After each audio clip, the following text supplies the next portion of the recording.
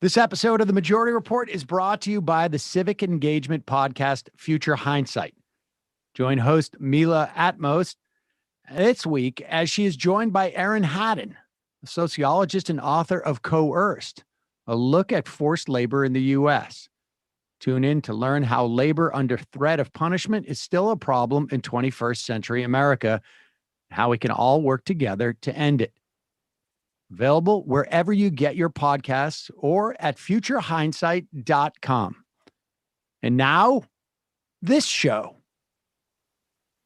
The Majority Report with Sam Seder. The destiny of America is always safer in the hands of the people than in the conference rooms of any elite. Sam Seder. They are unanimous in their hate for me, and I welcome their hatred. We must guard against the acquisition of unwarranted influence, whether sought or unsought, by the military-industrial complex. The Majority Report with Sam Seder.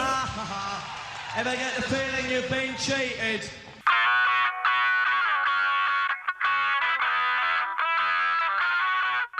It is Monday, June 7th, 2021. My name is Sam Seder. This is the 5-time award-winning Majority Report.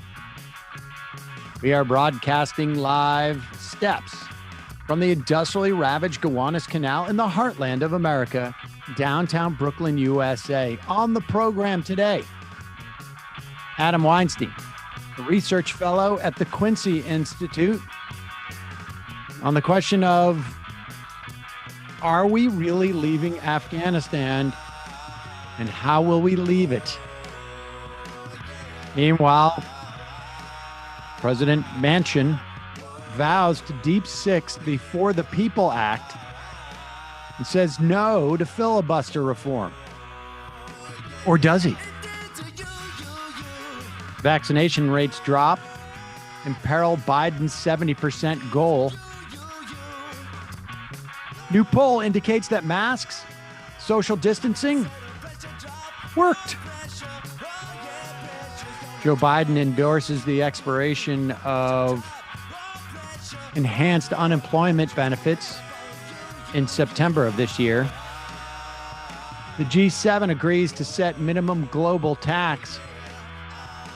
The New York Times says Donald Trump's chief of staff harangued the DOJ to investigate the steal, the stolen election. COVID relief turns out to be buoying state budgets. Bibi Netanyahu all but gone. Hard right Naftali Bennett claims he seeks a unity government. Joe Biden rejects the latest Republican infrastructure barely offer. And lastly, a federal judge says California assault weapon ban is unconstitutional. All this and more on today's Majority Report. Welcome, ladies and gentlemen. Thank you so much for joining us. A couple of things. A federal judge in California, that assault weapon ban has been around for 30 years. That is a George W. Bush appointed federal judge. Just wanted to make that point as I say hello to Emma Vigeland. The beginning of another week. Here we are, Emma. Here we are. It's a little bit warm in many places around the country. And summer is here. And Joe Manchin decided to make it maybe the worst summer ever. We'll see. Jeez. Well, I don't know. Maybe that's a little bit of exaggeration. Well, Joe Manchin certainly did kind of put a wrench in things over the weekend. Without a doubt. Joe Manchin this weekend, writing in the West Virginia Gazette, and we knew that he did not like the For the People Act. The For the People Act is S1. It is the companion piece to HR 1.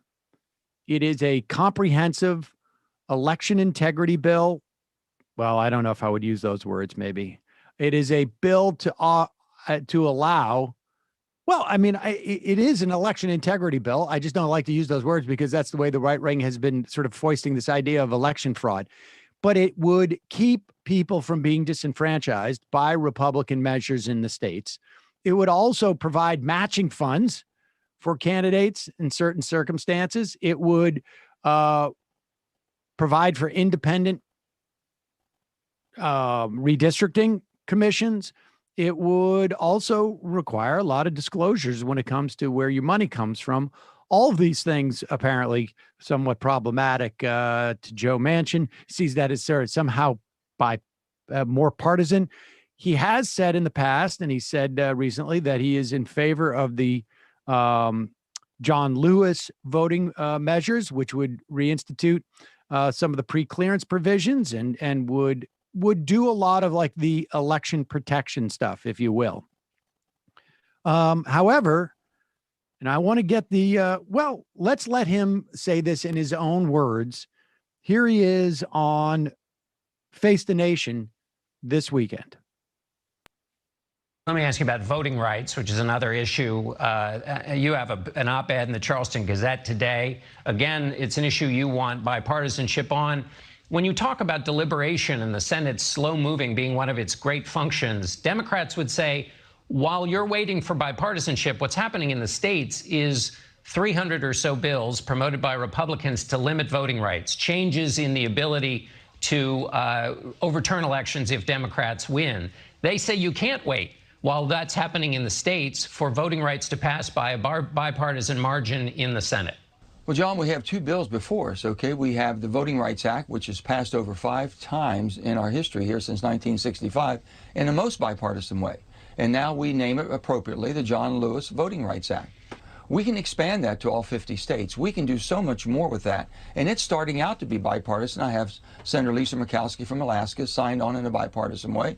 And we can work on that one, which truly does protect the voting rights. But I guess, Senator, Before the People Act is much greater. If I could just interrupt, you know politics and how it works.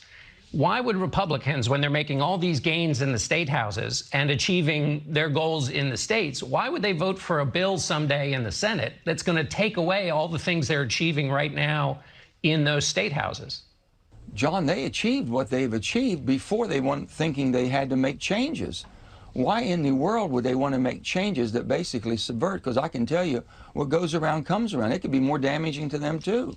The bottom line is the fundamental purpose of our democracy is the freedom of our elections. If we can't come to agreement on that, God help us, John. And someone's got to fight for this, and we've got to say, listen, the divided country that we're in today, the insurrection that we saw January the 6th, if we don't try to heal that, if we don't make every effort and go beyond the call of duty, then what are we and who are we? We've been known to go around the world and promote democracy and observe other elections. What kind of credibility do you think we have in doing that today? So I want to fight for this, and I think the Republicans will fight for this and understand we must come together on a voting rights bill in a bipartisan way. You can't divide our country further by thinking you've given leeway to one or the other. And if they think they're going to win by subverting and oppressing people from voting, they're going to lose. I'll assure you they will lose. That's not true. I love the logic there. One, the United States going around promoting democracy internationally. Let's all laugh. Latin America's laughing with us, right? South America is. But I mean, the other aspect of it, which was infuriating to me, the idea that Republican bills in these state houses are going to counteract the gains that they made in the past, how many so years, right?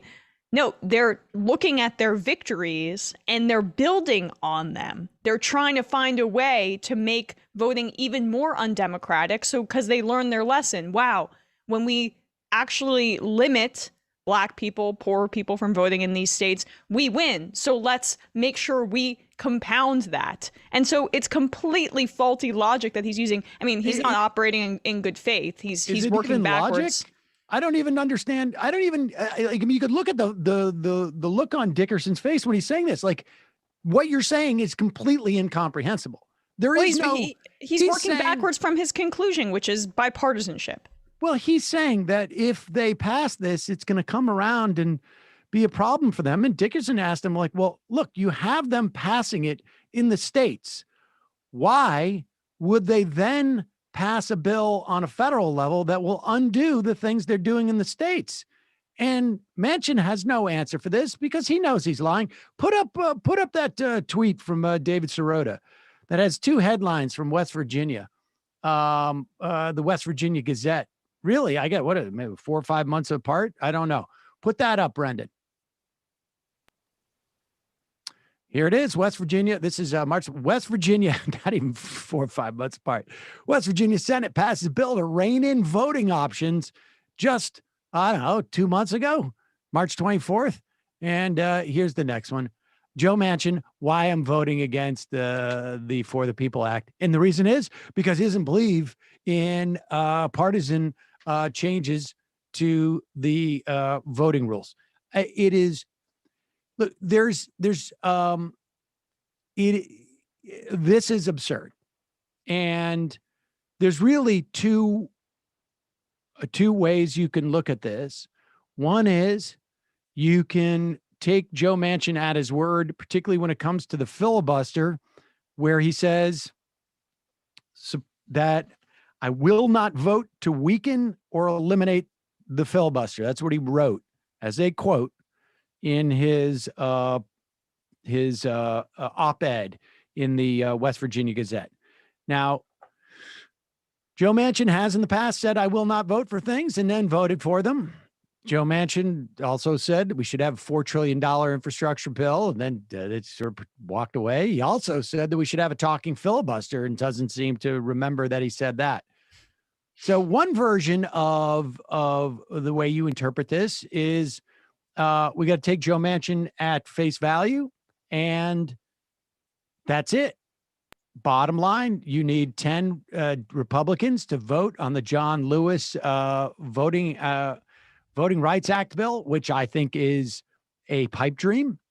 And for anything else that doesn't involve reconciliation, you got to have those 10 Republicans. Or the other one, and this is really, you pick it, folks. It just depends on how optimistic you want to be. Joe Manchin needs to perform for West Virginia voters. And when he was on CNN a week ago saying, we're not there yet. We don't need to break the country. The Republicans will come around. He wasn't as explicit as he was in West Virginia. Hard to know whether he's sophisticated in, determining who he's talking to at any given point. But we know Joe Manchin feels it's incredibly important for him to be seen as not going along with those hippies in the Democratic Party. And I'm just giving the optimistic perspective. We can't shake our heads because we're in an optimistic mode.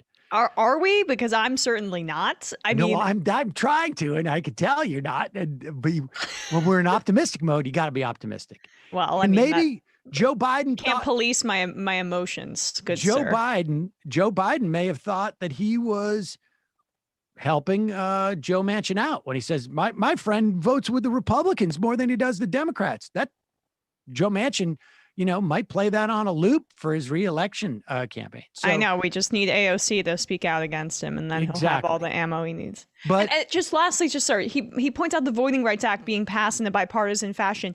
The reason we need to pass the For the People Act was to re-implement a lot of what was in the Voting Rights Act because the Supreme Court said, oh, the southern states aren't racist anymore. Don't worry about it. Right. So it's just like we're going backwards in a Republican partisan fashion. And he just obscures that fact for his own branding exercise. It's just maddening.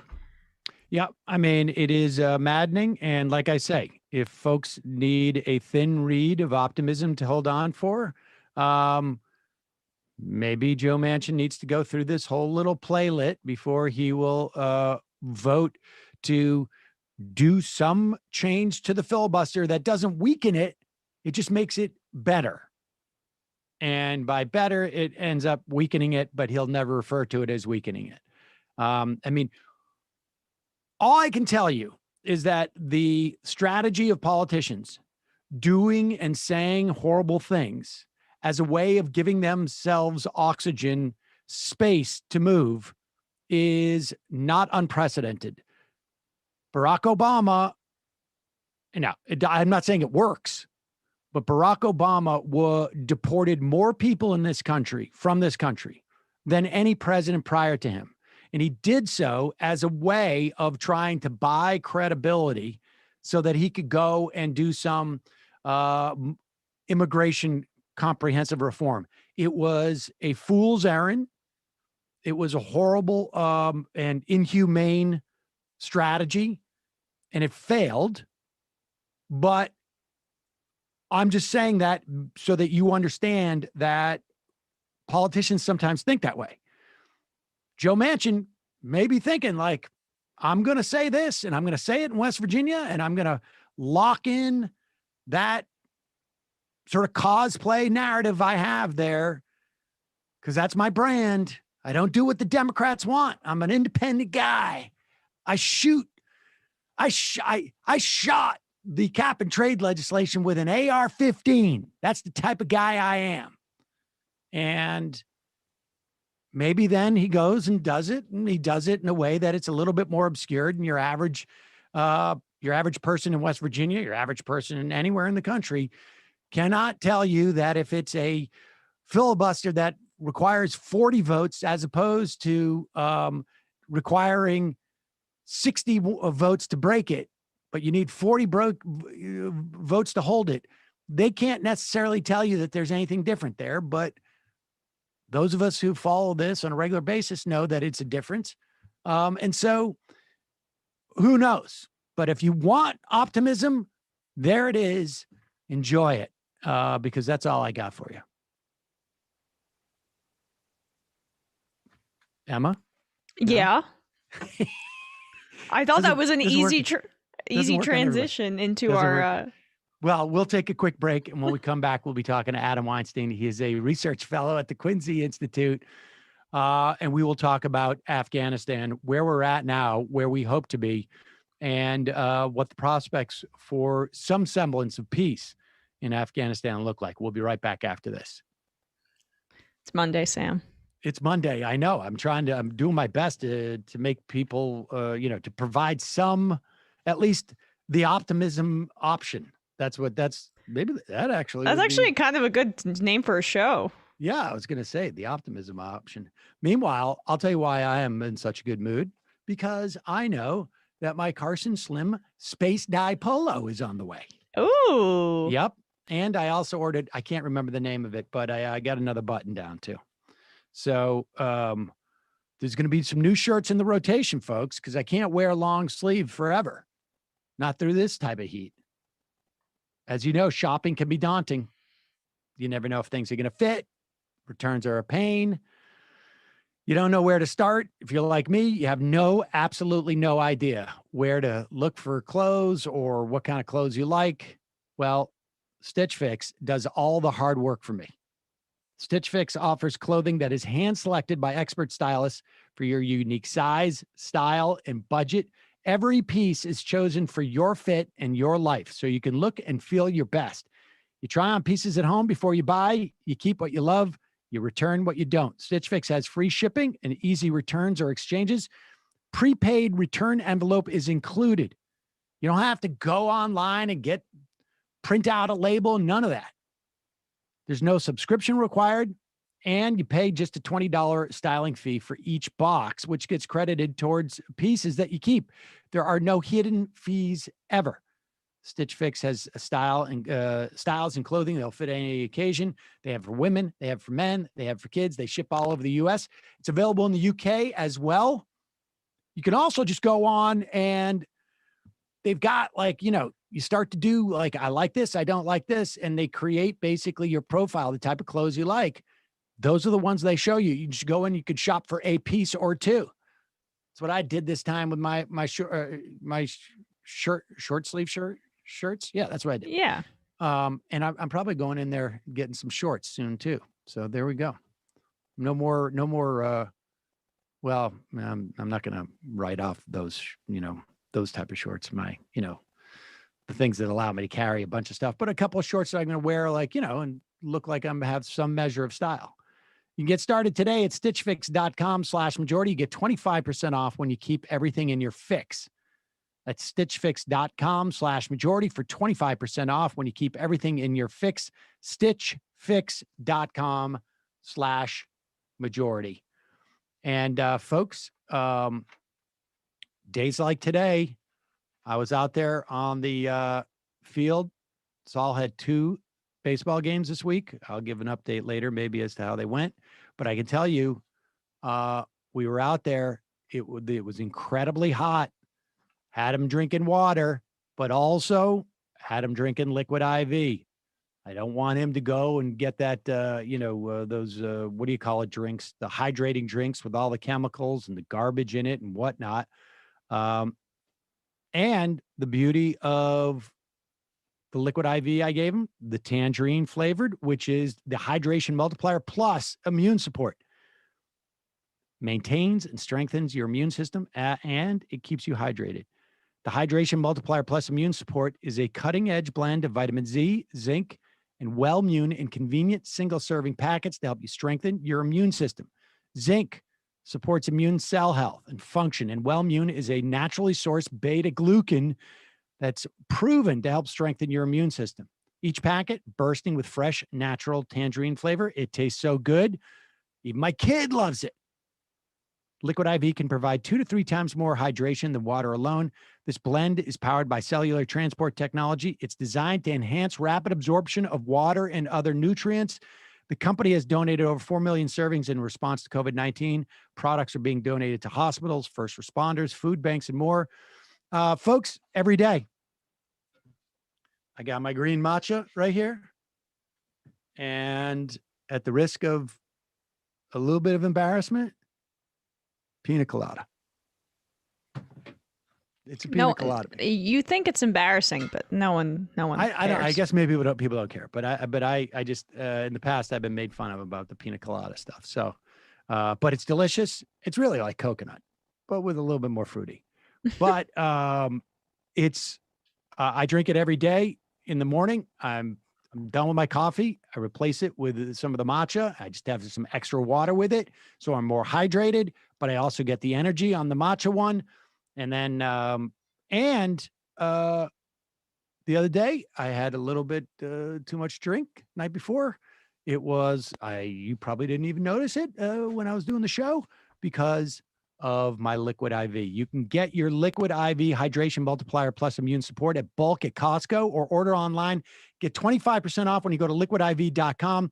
Use the code MajorityRep at checkout. That's 25% off anything you order when you get better hydration today using promo code MajorityRep at liquidiv.com. And then lastly, folks, very hard to find natural products. You got to go all over the place. Cleaning products I'm talking about. But there is one marketplace where it's a one-stop shopping for all of your natural goods. You can go to grove.co. Super easy. It's the Grove Collaborative. It's the online marketplace that delivers healthy home and beauty and personal care products directly to you. Grove Collaborative takes the guesswork out of going green. You can browse the site for thousands of home and beauty and personal care products. They're all guaranteed to be good for you, your family, your home, and the planet. I leaned on these guys heavily during the lockdowns and the pandemic. We are just about in the studio to go all Grove branded packages of soap that I then put into the Grove. They've got dispensers, soap dispenser pumps. But as of now, I still have some of that 7th generation, all unscented, of course. Both our dishwashing liquid and our hand soap and Mrs. Meyer's. I use that for my laundry. Simple ones, nothing floral. but it's fantastic. You can get all sorts of great natural products there. You can join over 2 million households who have trusted Grove Collaborative to make their homes happier and healthier. I got actually a fruit scrub brush too. That's pretty good. Plus, shipping is fast and free on your first order. Check it out. Making the switch to natural products has never been easier. For a limited time, when our listeners go to grove.co/majority, you will get to choose a free gift with your first order of $30 or more. But you have to use our special code. Go to grove.co/majority to get your exclusive offer. That's grove.co/majority. As always, we will put this stuff in our description in our podcast and YouTube. Okay. Want to welcome to the program Adam Weinstein. He's a research fellow at the Quincy Institute, focuses on security, trade, rule of law in Afghanistan and Pakistan, veteran of the Marine Corps and the war in Afghanistan. Adam, welcome to the show. I'm here with Emma Vigeland. Hey, thanks for having me. So let's just start where we're at. Joe Biden had announced, maybe it was a month ago, maybe it was a little longer, that we would be, that we were not going to make the May deadline, but that we were going to be pulling out of Afghanistan before 9/11, unconditionally so. My understanding is that timetable has been sped up by the military anyways. Well, I think the timetable that President Biden announced was a rough estimate to give the military enough time, but they found that they were able to do it quicker. And of course, there is an incentive to do it quicker rather than draw it out, I think. What would that incentive be? Well, I think the longer you draw out the withdrawal, the more risk there is to the remaining U.S. troops, risk of attack, things like that. So I think once the decision was made, there was a motivation on the part of the Pentagon to get folks out as quickly as possible. So I'm sorry, what is the status now? Well, DOD doesn't announce exact figures of how what percentage they're at. They give ranges, and the last range I heard was approximately 25%. But again, that was about a week ago, so I suspect it's a little bit more now. And from your perspective, what makes this withdrawal, which we've seen announcements before this, what makes this different? Well, I think what makes this different is that they're closing down major bases. You saw that they withdrew U.S. troops from Kandahar airfield. They appear to be closing down Bagram. So these are giant military installations versus what we saw in the past was these military installations remained intact and the number of U.S. troops was lowered. But now we see the United States handing over its major military installations to the Afghan security forces, which we haven't seen that before. What are the Afghan security forces? To what extent can they? I mean, give us an assessment of their ability, I guess, and really what their, what is it that we obviously they defend the Afghani government, right? But I mean, what do you imagine is their how are they going to approach this? What is their purpose at this point, and how well will they be able to use those bases? I mean, because the real question here seems to be, at what point does the Taliban take over Afghanistan? Yeah, well, I mean, the Taliban have captured a few key districts around Kabul, which is the capital, but not in around provinces that encircle the capital. But they haven't. I don't think they have the ability to take major provincial capitals just yet. It's to be seen how the Afghan security forces, prevail or don't prevail. They've had some successes and they've had a lot of failures. There are plenty of outposts that have been overrun, but the special forces and even some of the conventional forces have been able to thwart Taliban attacks. They lack the technical capacity that the United States provided, for example. There's a lot of questions about whether they'll be able to maintain their helicopters or continue flying them without the United States and without contractors.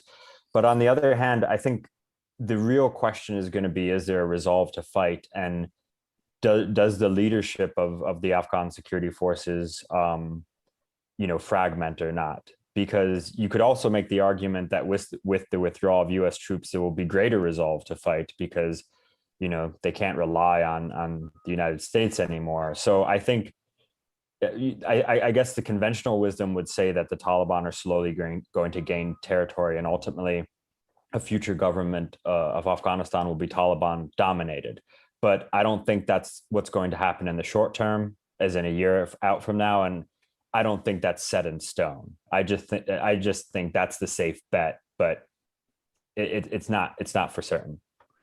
So give us a sense of if 25% have been drawn down, and the original figure, at least at the time of the announcement, was about 2,500 U.S. troops.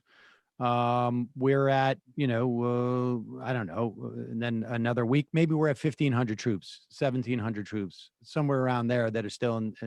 Once those 1,700 are out of country, they have officially handed over these bases to Afghan security forces. Who remains in the country that is not, or that has been in there under the, under the auspices of this war that has been fought for 20 years? Well, I mean, for example, Turkey, if I understand your question correct, I mean, Turkey is going to be managing the Kabul airport. They took on that responsibility. And of course, that airport is critical to the continued functioning of the Afghan government and even the Afghan security forces. So there will be a Turkish presence there. It remains to be seen whether U.S. contractors will stay in some capacity or not. Right now, it appears as if they're leaving, but who knows? Obviously, Pakistan, Iran, Russia, India, these regional countries will always have some influence in Afghanistan. So, I mean, there's going to be non-Afghan actors that are inside Afghanistan, but I think it's going to be significantly reduced, and we're going to see what happens in an Afghanistan that doesn't have NATO troops there. So the NATO troops, Turkey is there under the auspices of NATO, and is that it for the NATO complement of troops? Just Turkey at the airport? As far as I'm not aware of all of the inside planning, but the major contingents of NATO troops, such as the Germans, the Italians, they're leaving. So Turkey agreed to provide security for the airport and run it, essentially, manage it. And so we'll see. I mean, perhaps it's not correct to say they're even providing security. They're essentially just managing the airport and ensuring that it remains functioning. And again, on contractors, we are not leaving. There supposedly will be no American contractors there. Yes, supposedly there'll be no contractors, but then again, I think that's a bit of a gray area, because we saw that some of these contracts for the contractors extend beyond the withdrawal deadline. But if you listen to some of the congressional hearings and some of the administration's testimony, it appears that the U.S. contractors are leaving, but perhaps some of the money that the United States provides to the Afghan government can be used for other contractors, for example, contractors from Eastern Europe, as an example. So I don't think there's going to be an end to contractors. I think there's going to be an end to American contractors. And of course, I'll believe it when I see it. Right. Yeah. I mean, there's a piece in the New York Times today about the CIA being concerned about some sort of black hole of intelligence once there's a troop withdrawal, right? So, I mean, I'm just curious, what kind of intelligence infrastructure do you think remains? Well, it's going to be diminished. I mean, that piece was talking about how the United States is in negotiations with Pakistan to possibly use a base inside Pakistan or create a base or whatever arrangement they come to. And then, the United States is still looking at Central Asian countries. But I think the intelligence gathering capacity will be diminished. That doesn't mean it shouldn't be diminished, but when you have U.S. troops on the ground, or you have a commando raid and they detain folks, they pick up what's sometimes referred to as pocket litter, the USB drives, the notes, the phones, anything you might find that could be used to disrupt a terror network like Al-Qaeda. That human intelligence capacity is going to be diminished. It's my personal belief that keeping U.S. troops in Afghanistan for that purpose, when you do a balancing test, it makes more sense to withdraw. I don't think that the costs of staying in Afghanistan are worth whatever benefit and intelligence generating that we get. But objectively speaking, there will be a reduction in that intelligence capacity. I want to circle back to that cost benefit analysis, just get a sense of what the costs are associated with it. But how is it? I'm reading that same Times piece, and apparently CIA Chief Burns is in Pakistan. We know that Pakistan is not going to jeopardize the Taliban, at least the Taliban that they, have the best relationship with. It's possible there could be some like elements of the Taliban that they decide are no longer useful to them. How is it that, when Biden first made this announcement, we kept hearing there was going to be, a response within the horizon or something where people could, our special ops or whatnot could get into the country and supposedly have the ability to sort of wage some form of covert warfare. How is it that the CIA, and I'm not saying that they should, I'm quite happy. I would be quite happy if I felt like they had no ability in that country whatsoever. But how is it after 20 years, they don't have a plan B other than us being there? I mean, is that credulous? I mean, I mean, that just seems unlikely to me. Well, I think a more accurate way to put it would be they have a plan A that they want to do, and they're begrudgingly doing their plan B. I think the Pentagon and the intelligence community is, sometimes they don't plan for things they don't want to do. Other analysts have made that point, and I think it's a valid point. They're used to getting their way over the last 20 years. I think some folks in the Pentagon might be surprised at the course of action the Biden administration has taken, and certainly perhaps in the intelligence community. So do I think they don't have a plan B? No, I think they have a plan B. I just think it's not the plan B that they want, but there's a deep relationships, especially between the intelligence community in Pakistan and in the United States. And even when relations between Pakistan and the United States are dysfunctional, those ties between the two respective intelligence communities have always remained. And I think there's a lot more cooperation than is probably seen on the surface. And there are a lot of non-state actors and terrorist groups that both countries prioritize. Al-Qaeda, ISIS in Khorasan province, which is the South Asian version of ISIS, and TTP, which is the Pakistani Taliban, which, the Pakistani state does challenge. They might see differently on the Afghan Taliban, but this has been one of or perhaps the crux of why we weren't able to achieve the outcomes we wanted in Afghanistan. It's not so much that Pakistan wants the war in Afghanistan to continue. Pakistan would rather see a stable Afghanistan, and the United States would rather see a stable Afghanistan, but it's a matter of the ordering of preferences, where Pakistan would rather see an unstable Afghanistan that's not friendly with India than a stable Afghanistan that is friendly with India. And very early on in the war, when the United States was backing the Northern Alliance, that really shook the Pakistanis because the Northern Alliance had a close relationship with India. And the government that emerged after the US invasion, of course, to this day has a close relationship with India. I think Pakistan inflates that threat, but perception is reality in international relations to some degree. And from the Pakistani perspective, they'd rather have an unstable Afghanistan than one that they view as aligned with India. So it's an ordering of preferences issue where Pakistan and the United States has never been on the same page about the Afghan government or the Afghan Taliban. But now that US troops are leaving, the priorities change for Washington. They don't care about the Taliban or state building so much. Now they care about terrorism.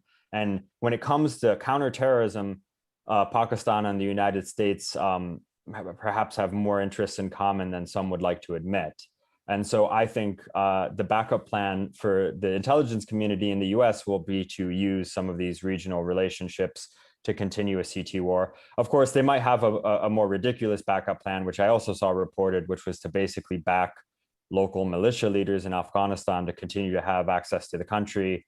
I think that would be missing the forest for the trees and creating a very destabilizing situation for the sake of having access.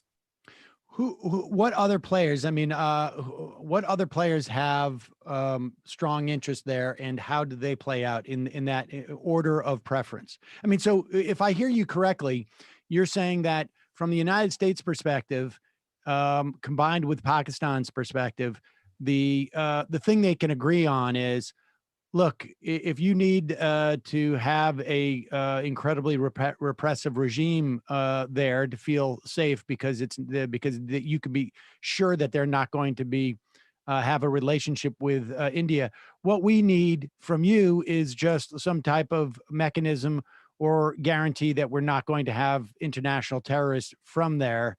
And as long as as long as we don't have that problem, we won't interfere with your problem. And, ultimately it's just the Afghani people will suffer more, but that is that seems to be like what happens with Afghanistan, is that all these major players come in and the people there are just basically chum.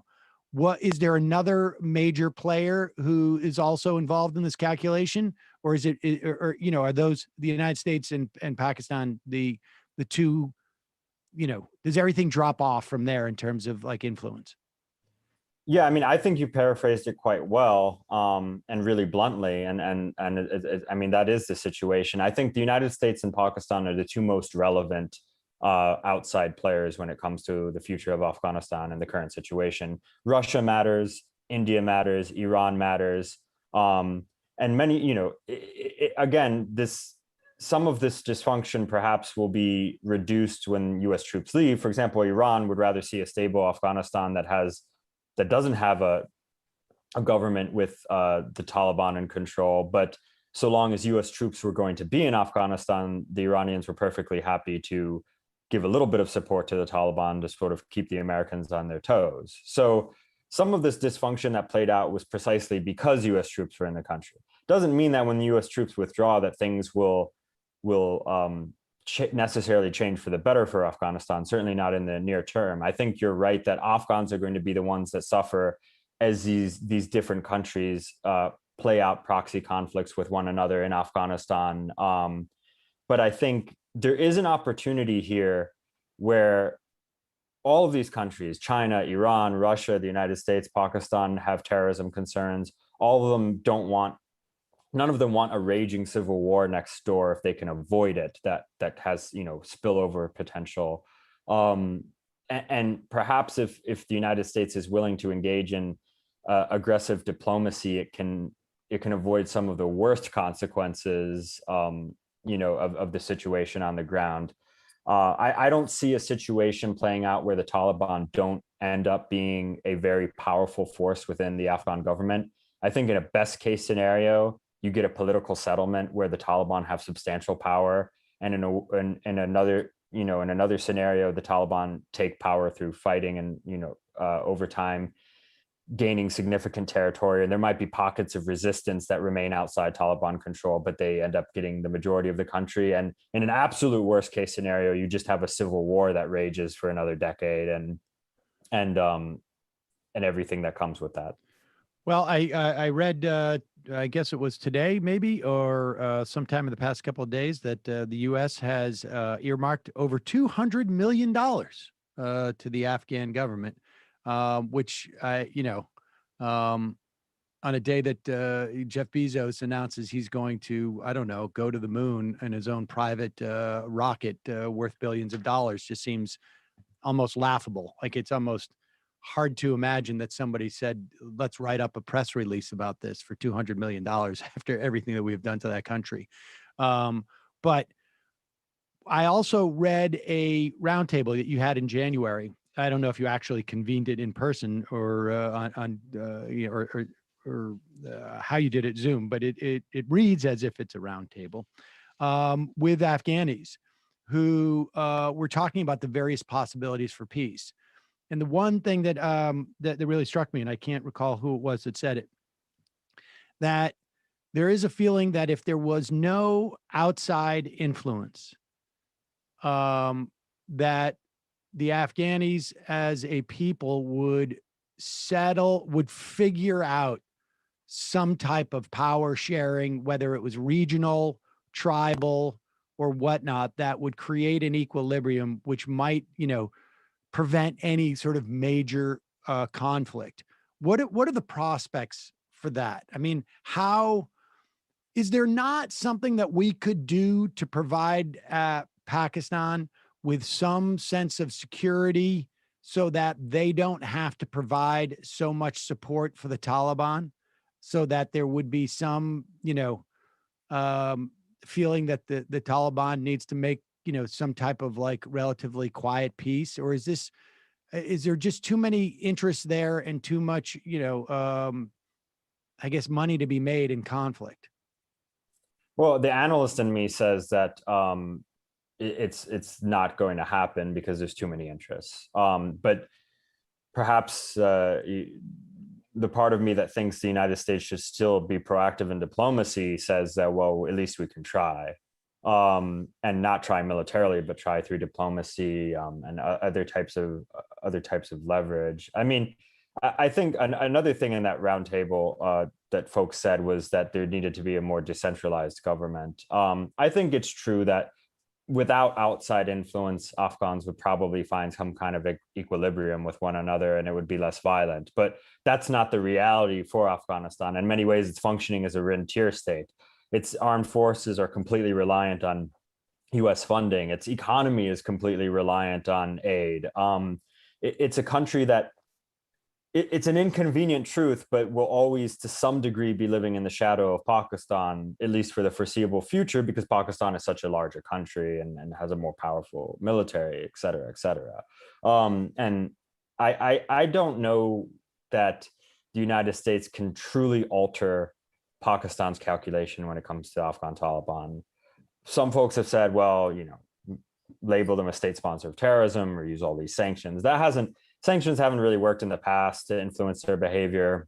I think we saw it didn't really work with Iran. The maximum pressure campaign didn't work with Iran. I don't know why we'd replicate it with Pakistan. The United States is not going to label Pakistan a state sponsor of terrorism because, for the simple matter that the United States is not going to turn a nuclear power with what is it? I don't know the exact count, but nearly 300 million people into a pariah state just for the future of Afghanistan. This is not going to happen.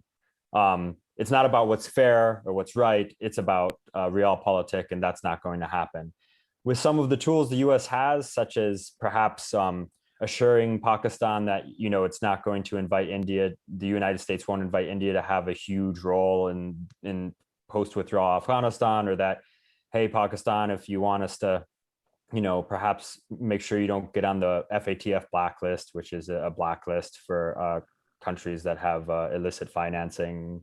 Things like this, there's little carrots and little sticks the United States might be able to use to alter some of Pakistan's calculation, and maybe even having a continued CT relationship could give the US some influence. But I don't think it can alter the Pakistani military's fundamental calculation that India remains the greatest threat and it must be prioritized over all other things. Well, I was hoping you could expand upon the U.S.'s relationship with India and how this you touched on it earlier, but how this kind of affects the calculus here, given who's in leadership in India right now, given the trajectory of that government, and the posture they've taken towards Pakistan in the past few years. Yeah, well, I mean, over the past few years, there's been a few skirmishes between Pakistan and India, and of course, all of those skirmishes always have the potential, as small as it may be, of escalating into a nuclear exchange. And I think that remains one of the main worries of the U.S. government, which is that if there's a terrorist attack inside India and it triggers a conventional war, which we've seen these small skirmishes in the past few years, could it lead to a nuclear conflict? I think it's unlikely, but if it happened, it would be disastrous. And so U.S. policymakers are left worrying about the worst case scenarios, even though those scenarios might be unlikely because the repercussions of those scenarios would be so disastrous. Right now, relations between India and Pakistan, and that my focus is not India and Pakistan relations, but relations between those two countries is not that bad. It's not nearly as bad as it could be. It's there's been a few glimmers of hope But I think with India, the more important thing to look at is that the Biden administration is prioritizing this Indo-Pacific strategy, this idea that India is a crucial partner in countering China. And so I think when the United States looks at India, it's looking eastward. It's not looking at Afghanistan and the rest of South Asia, for better or for worse. And so I think the focus is on China. And in some sense, that's probably what motivated the withdrawal decision, which is we're wasting time, focusing on Afghanistan when we should be focusing on the rise of China. Now, I don't think that's the correct way to look at it. I don't think transitioning from a drawn out counterinsurgency campaign for the last 20 years to an obsession with great power competition, I don't think that's the right lesson to learn. But I do think that's what is partially motivating the Biden administration. And India is obviously a part of that. Apropos of that point, the obsession with the great power. Let's just go back to, Afghanistan is now on probably year 40, 42, 43 of essentially, a rolling civil war. Will you remind people how we got into this? And by that, I mean, it was the Soviets and our response to the Soviet Union that sort of like cycled this through on some level. And are there any lessons from this essentially 40-year chapter of, more or less rubbling a country? Well, I mean, you're one of the few hosts that acknowledges that point, that this is a 40-year civil war. It's actually really uncommon for a host to know that or acknowledge that. So thank you for that, because I'm old. It's an important point. And look, I think the U.S. role in the anti-Soviet jihad that occurred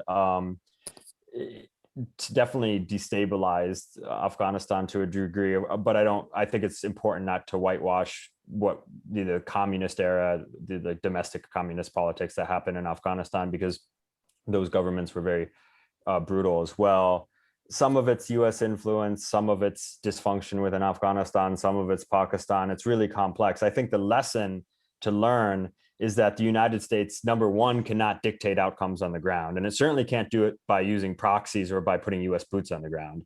And number two, the United States should stop this pattern. It's like a pendulum where it interferes in Afghanistan and then it just withdraws completely from the region. I mean, we saw this in the 90s, and then look what happened. And so the United States is engaged in this destructive pattern where it's either hyper involved in meddling in the region or completely withdraws and then has to go back. And I think the real lesson here is that diplomacy and aid and economic development is measured in decades. You cannot dictate outcomes. Using proxies and U.S. troops is always a quick fix that creates more problems than it resolves. There's a lot of debate right now. Max Boot just had an article basically saying, don't give up counterinsurgency, in which he basically outlines a perfect scenario where counterinsurgency could work and says, what really happened in Iraq and Afghanistan is we fell short of doing it the right way. But of course, I don't think the US government or any military would ever really be capable of doing counterinsurgency the right way. I'm willing to entertain Max Boot's argument that perhaps in some perfect vacuum of a scenario, counterinsurgency could be conducted the right way, but we don't have a good track record. And the fact that does anybody does that exist in does it exist in anywhere other than fairy tales? That notion of like this sort of clean counterinsurgency where there's no blowback and you're not creating enemies on the ground and you're not empowering, movements or groups that are going to end up being a problem 15 years from now? Well, I certainly don't think it exists when it's a foreign power intervening to conduct the counterinsurgency. There's examples of insurgencies that have been defeated by, the co-nationalists, or perhaps Colombia is an example of that, or Sri Lanka is an example of that. Although I'm not experts in those areas, so I don't take that with a grain of salt. But I don't think there's many examples, if any, where a foreign force has imposed its will in a counterinsurgency campaign and been very successful. I'm sure there's a historian who will listen to this who will find an example, but I think those examples are so few and far between that to base policy on that fantasy, which I think you say it correctly, it is a fantasy, would be, it's foreign policy malpractice. Yeah, I mean, it reminds me of the classic FU, which was the Friedman unit, when they talked about, I think it was Iraq. We just need 6 more months. That's the Friedman unit, and everything's going to be fine, named after Tom Friedman. All right, just so lastly, well, I know we just have a minute here. Are you, I mean, is Biden, the Biden $200 million, nonetheless, that probably should be, 10 times that amount of money, maybe more. But it's so far, where are you surprised by what Biden has done? And do you think he's doing what he should be at this point? Look, I applaud the Biden administration for withdrawing U.S. troops. I understand why they tried to engage in a Hail Mary of a diplomatic push before May 1, and they tried to get a political settlement, although I always said that even if they did get a political settlement on paper, the vast majority of peace deals are never implemented. You can get it on paper, you can get all the warring factions into the same conference room, but good luck getting them to implement it, especially without a third party that can enforce it. And the United States cannot be a third party that enforces a peace deal because the United States was a party to the conflict itself. It's like folks in Washington forget that. We were part of this war. We weren't some neutral party on the sideline.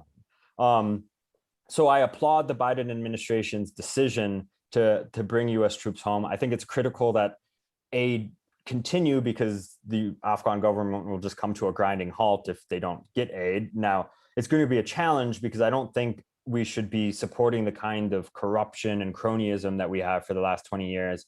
And that's going to require some creativity. Perhaps the United States will be able to take a harder line on aid now that there's not U.S. troops on the ground. I think when U.S. troops were on the ground in Afghanistan, Washington was, turning a blind eye to a lot of corruption because, well, this is who we had to work with, and U.S. lives were on the line. Now that U.S. lives aren't on the line, maybe, they'll take a harder stance when it comes to corruption. I hope they do, but I also hope they continue the funding and don't let the perfect become the enemy of the good when it comes to conditioning aid. It will take time for, the Afghan government to get rid of the kind of corruption we've seen. And I'm not one who believes in just handing out aid willy-nilly, but in this case, I think there's somewhat of a moral responsibility to do it just because we were so much a part of the destabilization of this country. So I applaud the Biden administration so far. I hope they follow through with it. And I think what's going to be important is not to let folks like Max Boot and others whitewash the last 20 years. Here. Adam Weinstein, research fellow at the Quincy Institute. Really appreciate your time today. Thanks for having me. We're going to take a break, folks. But when you hear the words Max Boot, run for the hills. Put on your boots and run for the hills. Exactly. These neocons have come out of the woodwork. And as far as, providing aid, I am also old enough to remember the promises that were made, if not directly to the Afghani people, but to the American people in terms of what our intentions were in Afghanistan. And we were adamant. We were not going to leave that place in ruins. It was to the extent that there was any criticism of George Bush, specifically around that, it was he had promised not to be a nation builder, and here he is saying that we're going to Afghanistan and rebuilding a nation. But yeah, that didn't quite happen. There were some improvements at least within Kabul, but $200 million, my God. That's like Jeff Bezos is like, I don't know, budget for red wine for a year or something. Yeah, it's the I equivalent don't even know if of he drinks a lot, but I'm sure the bottles he gets are really expensive. It's the equivalent of us, sending a pizza. It's crazy. All right, we're going to take a quick break. When we come back, we will wrap things up in just a moment.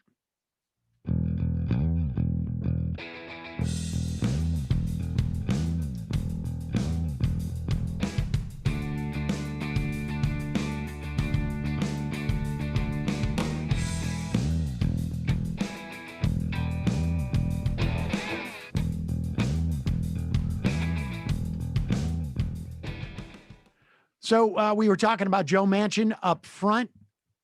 And I mean, the gloves are off a little bit for progressives, at least in the House, regarding Joe Manchin. And this is one of those things where it's like, I think Joe Manchin's pretty happy about it. And so here's Jamal Bowman. Let's do our part in providing Joe Manchin what he wants with progressives in the House criticizing him. Manchin is a no on doing anything to end the filibuster. He put it in writing. Your reaction? Joe Manchin has become the new Mitch McConnell. Mitch McConnell, during Obama's presidency, said he would do everything in his power to stop Obama. He's also repeated that now during the Biden presidency by saying he would do everything in his power to stop President Biden. And now Joe Manchin is doing everything in his power to stop democracy and to stop our work for the people, the work that the people sent us here to do. H.R. 1 not only is a huge bill when it comes to voting rights, it's a huge bill in terms of getting big money out of politics, protecting our elections against fraud, and ending gerrymandering. I mean, big money in politics is what's destroying our democracy. And the Republican Party is aiding and abetting that. And Donald Trump is obviously doing that as well. So Manchin is not pushing us closer to bipartisanship. He is doing the work of the Republican Party by being an obstructionist, just like they've been since the beginning of Biden's presidency. Well, you love it. Look, and yeah, go on. I mean, it's possible that, you know, everybody was like, you know, this is what Joe wants. Let's give it to him. And the more he gets of this, the closer he'll get to. I'm still in my optimistic mode, Emma. It's Monday, trying to give people optimism that'll carry through the week. And all right, so, well, don't stop there. I mean, we need to have AOC on the airwaves saying Joe Manchin single-handedly ended socialism in America. God, I mean, why did he just like obstruct our socialist agenda like this? Yeah, I mean, honestly, like, I think if she was to buy that billboard and put it up in West Virginia, Joe Manchin would be ecstatic. And maybe there just is. And again, I know this is hopelessly optimistic. Maybe not hopelessly, but exceedingly optimistic. Maybe there is a metric where Manchin looks at and it says, okay, I have now sufficiently made it clear that I am not one of those type of Democrats. And now I can vote for this or that. I mean, he'll do that. Today, but... Yeah, he'll do that just as there's not enough time for us to start working on cinema. Well, I'll tell you something. The other concern I have is that this is going to chew up a lot of time. And even putting aside the prospect of one of the exceedingly old members of our Senate having health problems, we're also going to start getting close to the 22 election. And that's also maybe part of the project. But hope springs eternal. We have plenty of time to bemoan the fact that Joe Manchin is thwarting an agenda that Joe Biden made it clear he knew how to operate in these waters. So ultimately, it's on him. We'll have more to say for the rest of the week. Until then, on behalf of Emma Vigeland, if you were watching us on Peacock, we say adieu, which means goodbye, French. So, why are you speaking in a different language? Well, commie. I don't know. I don't know why I did that, but that's just what came to me at the time. Yeah, this Joe Manchin thing. What a way to wake up in the morning. I mean, I you know, honestly, like, I saw it over the weekend and I saw the op-ed and my boyfriend was like, wasn't this clear? You know, didn't he already make this position about the filibuster clear? And I'm like, well, honestly, sort of, but not really, because he keeps going back and forth. I mean, but this is the second op-ed he's taken out. It is the second op-ed. I do think that one needs to recognize that he's probably calibrating what he says for his local audience versus what he says for his national audience. I mean, from our perspective, although that first op-ed was in the Washington Post. Yes. From our perspective, there is no difference, right? I mean, I access the West Virginia Gazette as easy as I access the Washington Post. I have no allegiance to either one. I don't trust one more than the other. I imagine for his constituents, though, the West Virginia Gazette carries more relevance. They're not necessarily your average person is not reading the Washington Post for editorials from your senator. Your average person doesn't care.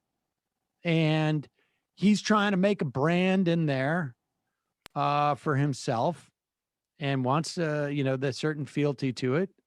And, maybe he also has some sincere beliefs about the Senate and democracy and hugging everybly and being bipartisan for bipartisanship's sake is just one of the most childish notions I can think of, because you're not even looking at the merits of each position in and of themselves. If you're saying you're intellectually honest, you're just kind of subscribing to a vague sense of harmony without ever contextualizing what that means. It is fascinating because he does believe, and he may not. I mean, I don't know, what's in his heart of hearts, right? But his belief system seems to be that the existence of bipartisanship is a fundamental necessity for a functioning democracy. And in fact, it is largely the opposite. Functioning democracies involve people, groups, whether it's a parliamentary system or in this case, our duopoly of parties. It involves conflict, not necessarily not armed conflict, but political conflict. That's the whole point. And the reason why you have a democratic system, ostensibly have a democratic system, is to work this out in a relatively peaceful manner. But if you short circuit the ability to work it out and you just have the country not address its problems or even not allow different dispositions to address its problems. I mean, you contemplate like what has been the major pieces of legislation that we have seen over the past 5 years now, actually 7 years, 8 years. The last significant piece of legislation that we had, I think, was the ACA. And this is through two different parties having this is a slim majority for the Democrats, but the Republicans had a majority.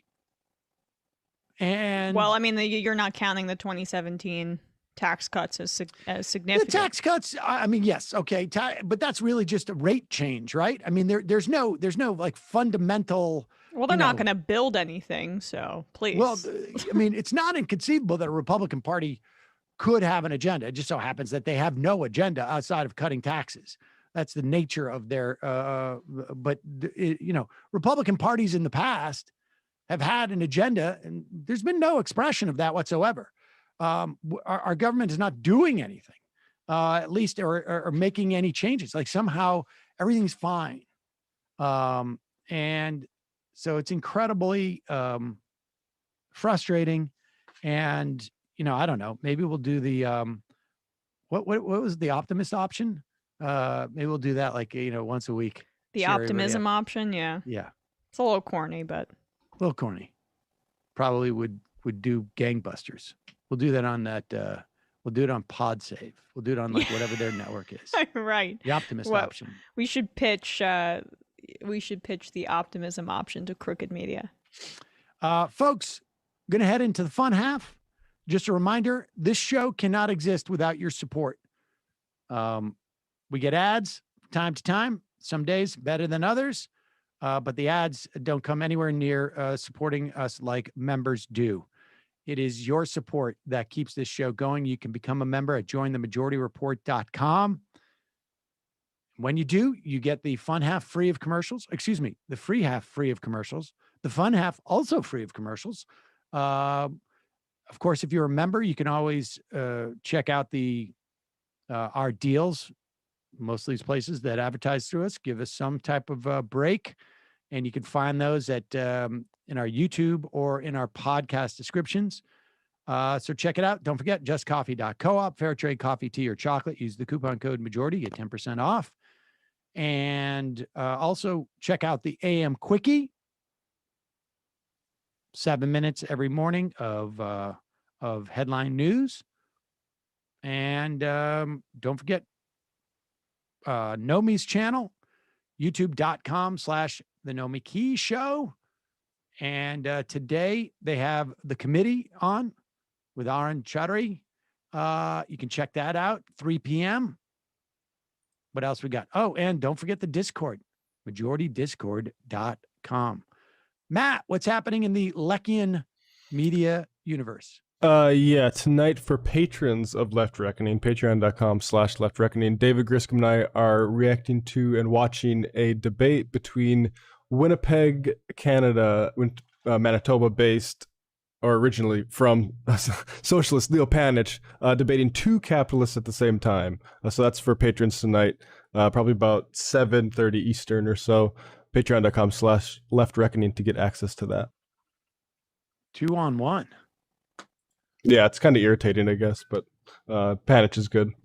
I thought you were delving into hockey since the Winnipeg Jets are in the playoffs. No, I'm not super familiar with Winnipeg's hockey team or sports in general. In fact, as a North Dakotan, I assumed Winnipeg was a much smaller town until pretty late in life. I find that it's actually much bigger than anything in North Dakota. The University of North Dakota, you guys got a good hockey team there. Oh yeah. Oh yeah. 646-257-3920 is the number. We'll be back to talk about the Red Sox sweep in just a moment.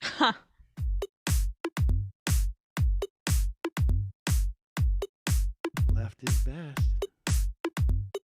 Jamie and I may have a disagreement. Yeah, you can't just say whatever you want about people just because you're rich. I have an absolute right to mock them on YouTube. He's up there buggy whipping like he's the boss. I am not your employer. You know, I'm tired of the negativity. I'm sorry. I didn't mean to upset you. You're nervous? You're a little bit upset? You're riled up? Yeah, maybe you should rethink your defense of that, you fucking idiots. We're just going to get rid of you. All right. But dude. You want to smoke this joint? Yes. Do you feel like you are a dinosaur? Some good shit. Exactly. I'm happy now. It's a win-win. It's a win-win-win. Oh, hell yeah. Now listen to me. 2, 3, 4, 5 times. 847-906-501-457-238. 56, 27, 1/2, 5 8s, 3.9 billion. Wow. He's the ultimate math nerd. Don't you see? Why don't you get a real job instead of spewing vitriol and hatred, you left-wing Limbaugh? Everybody's taking their dumb juice today. Come on, Sammy. Dance, dance, dance. Ooh.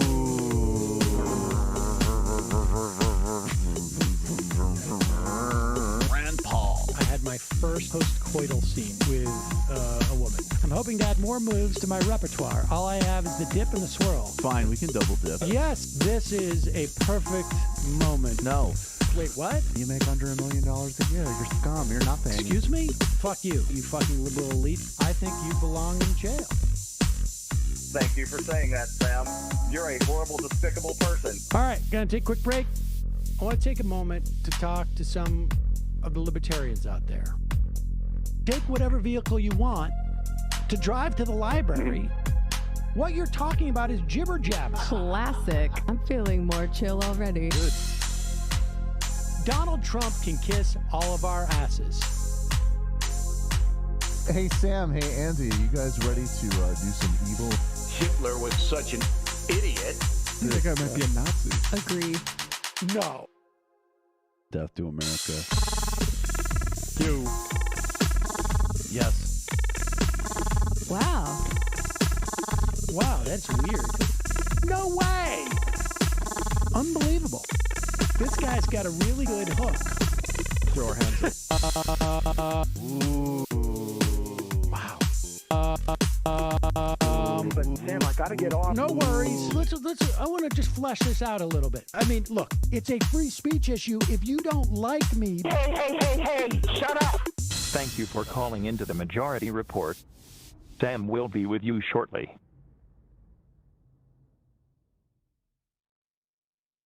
Back.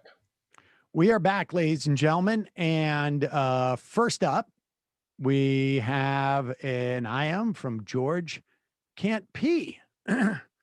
George Can't Pee says, Sam and crew, I just became a member today, which is also my birthday. Can I get a shofar? And also a shout out to Peter and Dilbert. Well, George Can't Pee, I would assume today is your, I don't know, 8th birthday. So here's the shofar for you.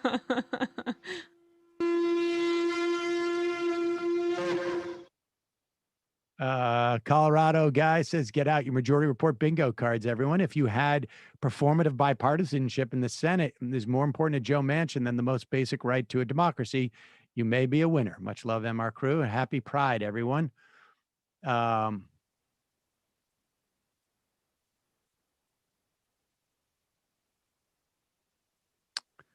Let's see. I'll read a couple more IMs here. Shore app. Putting Joe Manchin ruining democracy aside, I just want to ask Emma, which playoff series has been the best so far? Denver, Portland, or Mavs, Clippers? Mavs, Clippers, probably. I'm fairly happy with that outcome, but I will say, I talked a lot of blank about, the Knicks. That 4-1 series situation really depressed me a little. So I've been watching a lot of Real Housewives, but I will get back into the playoffs soon enough. I did enjoy watching, Kristaps Porzingis get roasted on Twitter because of, he turned a fast break into a 3-point attempt and then missed it by 4 feet. Anyway. Rust Belt Sandinista. Does Manchin actually believe the drivel coming out of his mouth, or is he truly stupid or just cynical? What message does that send for the 2022 elections? Republicans are trying to destroy democracy, but we can't do anything about it, even though we had majority in the Senate and the House and have the presidency. Vote for us anyway. Effing infuriating. I would put him somewhere between he believes some of it and he's also cynical. I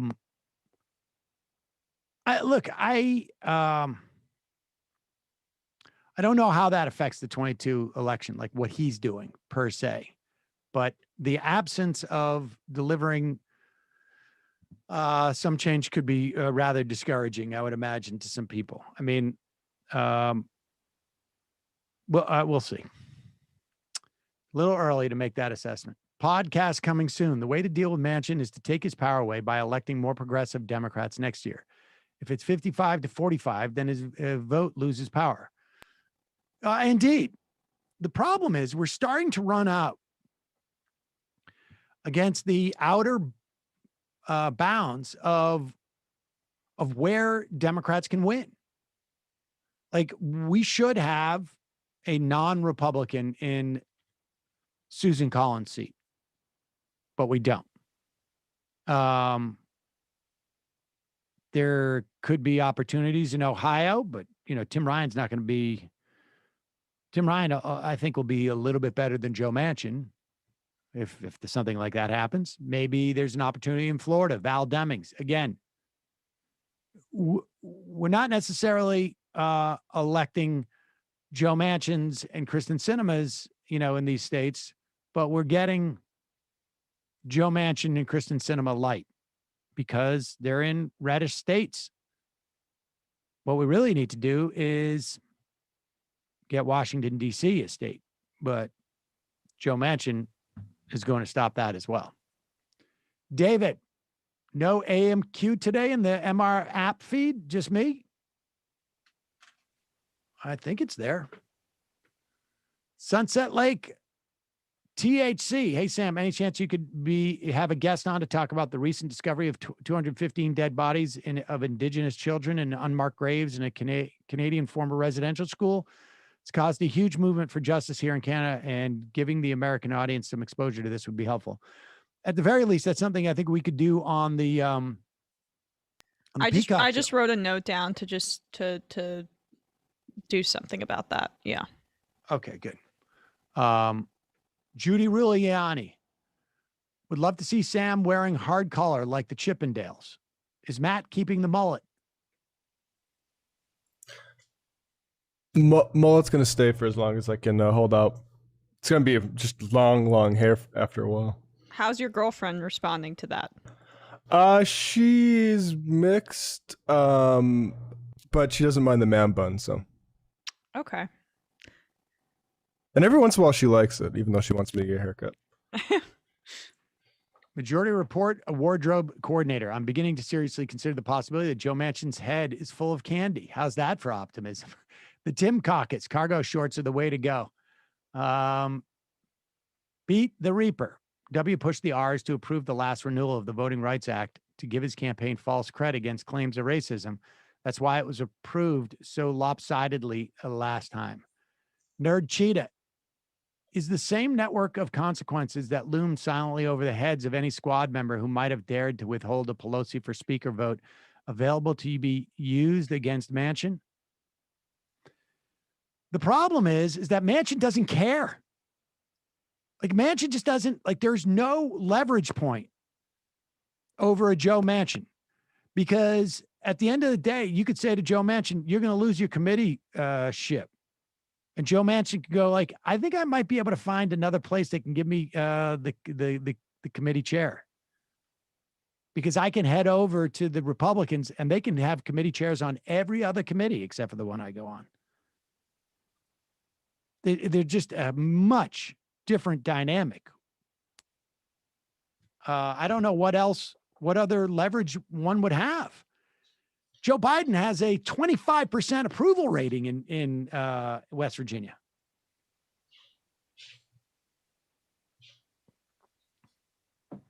Honestly, the one threat that you could go to Joe Manchin and say, I'm going to go down to send Jamal Bowman and AOC down to West Virginia and have them go around campaigning on behalf of Joe Manchin. That's the only thing that you could threaten him with. We'll come down there and pretend that you're great and you're doing everything we ask you to do. That's just the reality of it. Sam's new motto, says Jennifer from St. Louis, Sam Seder, like coconut, but a little more fruity. True North politics Manchin seems like he's abusing the paradox of intolerance by equating bipartisanship to democratic, refuses to protect democracy because if he fails to do so, he would need to be undemocratic. Yeah, well, I guess that's... Here is an iteration of what Joe Manchin could have done.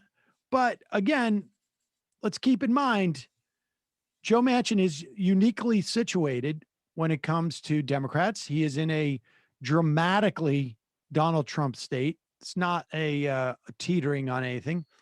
I think there was a 30 to 40% percentage points spread between Trump and Biden in West Virginia. Like I said, Biden has something like 25% approval rating in West Virginia. Here's Angus King. And this is the mechanism you do if you're an independent and you're coming from Maine, where Susan Collins wants, where they want to hear independence, but they also want things to get done, I guess. Here's Angus King. In other areas, it's been, as you say, it's been pretty well stalled. I think the infrastructure bill is a good test because, listen, there's not a lot of policy there. This is just numbers. Right. It's helping the country, and we ought to be able to find a resolution on that. If we can't, that spells trouble.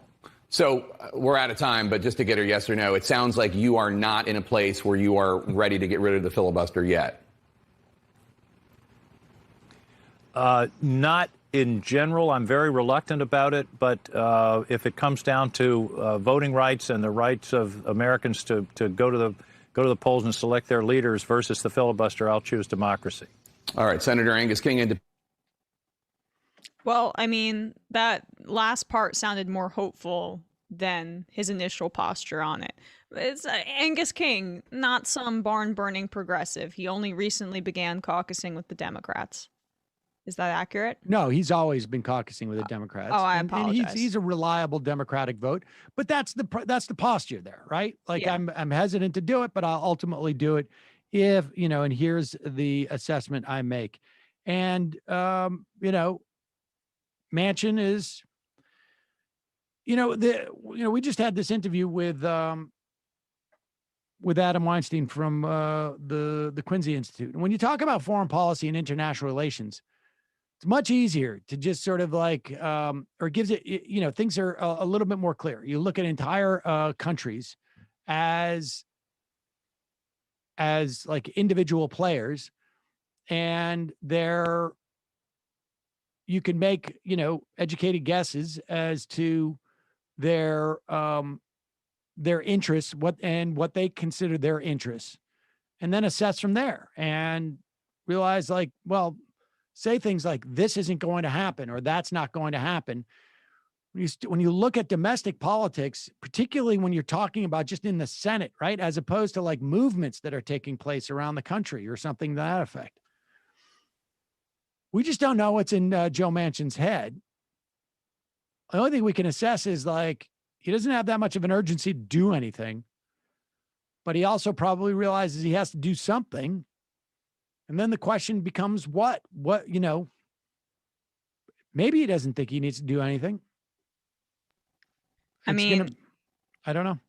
Yeah, I think that they're going to play out this June strategy where they throw everything out there in order to put as much pressure as possible on the senators that are holding out when it comes to the filibuster. And yeah, Manchin gets the public scrutiny on this, but I'd imagine that senators like Angus King, senators like Mark Warner are quite apprehensive about doing anything about the filibuster, because then they'd actually have to, as you say, take tough votes. Yep. Or maybe bind together with some of their more progressive Democratic members and vote on things that their donors have zero interest in supporting. And so even if it's not public, I think the filibuster threshold, it's going to have to be some significant arm twisting by Chuck Schumer, and I don't think Chuck Schumer has it in him.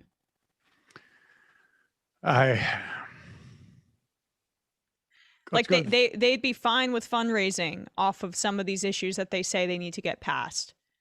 Right. And then maintaining the status quo. I mean, that's the dirty secret about all of this, is that there are Democrats who don't really want things to change fundamentally, and then they can still get buckets of money by sending out emails about gun violence and about police brutality. You speak to issues. Speak to them. Right, exactly. Just speak to the issues, but don't do anything about it, because we already know the only way that any of that kind of stuff gets done is with filibuster reform / elimination. And if you're not interested in doing that, then you're not interested in acting on the very issues that you emotionally manipulate your donors and voters into thinking that you will do something about. Let's go to the phones. Calling from an 804 area code. Who's this? Where are you calling from? Hey, Sam, is it me? Can you guys hear me all right? Yeah. Who's this? Awesome. My name's Zach. I'm calling from Silver Spring, Maryland. All right, Zach, back off your phone just a little bit. You're breaking up a little bit. Oh, sorry about that. Is any better? That's a little bit better. Awesome. So I'm calling in regards to a lot of the coverage I've seen of the Israel-Palestine conflict, the Israeli occupation, all of that stuff. And one of the things that I haven't seen a lot of anybody talking about is the lack of Palestinian leadership. My biggest complaint is that yes, Israel is doing all these horrible things, absolutely no question, but there's nobody really to stand in opposition to them. Like right now, the Palestinians are led by in the West Bank, at least, by Mahmoud Abbas, and he's useless. Like, they're corrupt. They don't help their people. They're just pawns in the game. You haven't really heard them say anything or do anything about that. And so I just really wanted to put that little input in. That's all. Yeah. All I can tell you is that the Israelis have for now decades arrested and imprisoned Palestinian leadership. Every couple of years, you hear like, where is the Palestinian Mahatma Gandhi? Abbas is so much worse than that, in that he's like literally joining with the far right coalition government right now to kind of boost himself up personally. Absolutely. Oh yeah, no, So I one mean, thing is- yes, that is the case right now, and they haven't had elections in a long time, and yes, but this is also a function of a this is also a function of what the Israelis have done over the years. I mean, that's just the reality of it. I mean, you can go back, go Google, Palestinian Gandhi, and there's been like, a half a dozen of these guys over the years, and they just get arrested, or they get and they get put in jail for with the keys thrown away, or they get deported. I mean, there is no the idea, the question of Palestinian leadership. There's no leaders there. Is I think ultimately a red herring. I really do. I mean, it is like, if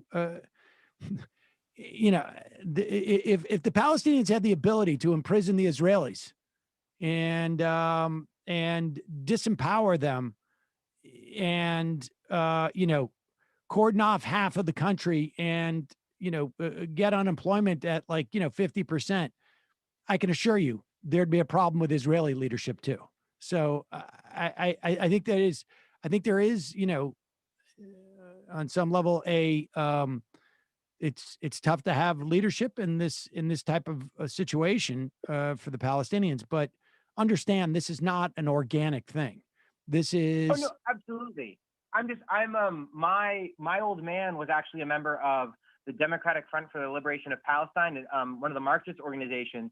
So him and I like go back and forth about this all the time, that there was a complete and utter collapse of the Palestinian left, and there was no one really left to replace them. The ones that weren't forced out of the country or killed or imprisoned ended up becoming Islamists and joining Hezbollah. And then the center and the right ended up going to the Palestinian authorities. That's definitely part of the issue. But I really do think, though, it's that we're just stuck between a rock and a hard place as Palestinians. Like even in this country, right? There's a lot of small organic protests that happen all over the country, but we don't have anyone like even like quote in exile to come out and talk. But also before I lose this, I was also, for the past year, I've been a part of the Navy's COVID mission. And I sent you guys an email a couple months ago, I think twice, just talking about like the horror that they were doing and how it was just completely a facade so they can just keep their numbers up. In the Navy.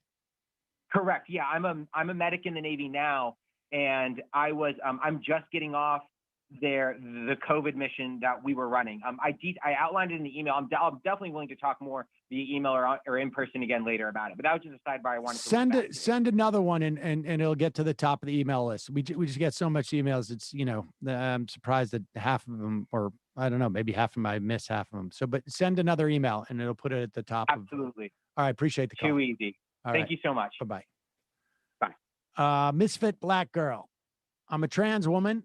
I just wanted to weigh in on the detransition narrative. What it ignores is that everyone's puberty is a transition from a child's body absent most secondary sex characteristics to an adult body that does have them. This means that all binary trans people who start transitioning as adults have to detransition from whatever gender they were assigned at birth. Puberty blockers allow someone to postpone this assigned transition until they decide whether they want a male or female puberty. Thus, the current detransition narrative obscures the vast majority of people having to detransition. That's why I think it's a bad faith concern. So if I understand you correctly, the idea is that everybody's going to be transitioning. And for those people who transition through puberty into the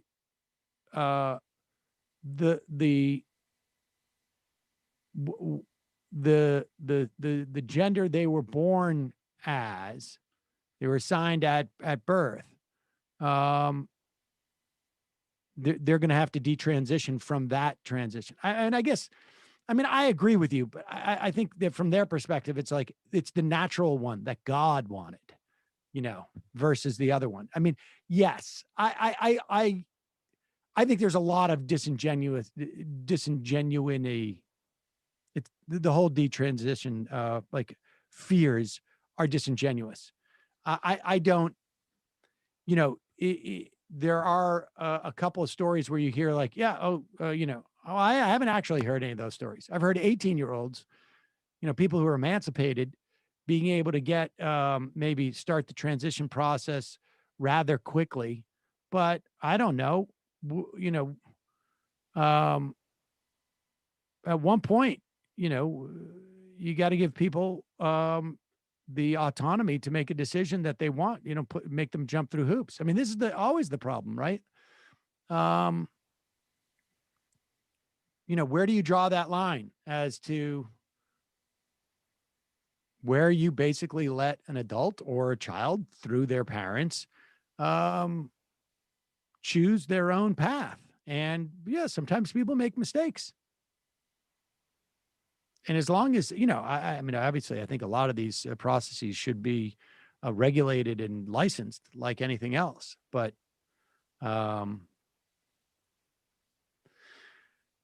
here is Tucker Carlson continuing on his project. There is no, it is not possible for capitalism to create any societal ills. It is only possible for individuals to fail capitalism. And therefore, because of their failures, end up in precarious situations. Here is Tucker Carlson and his guest, Seth Barron.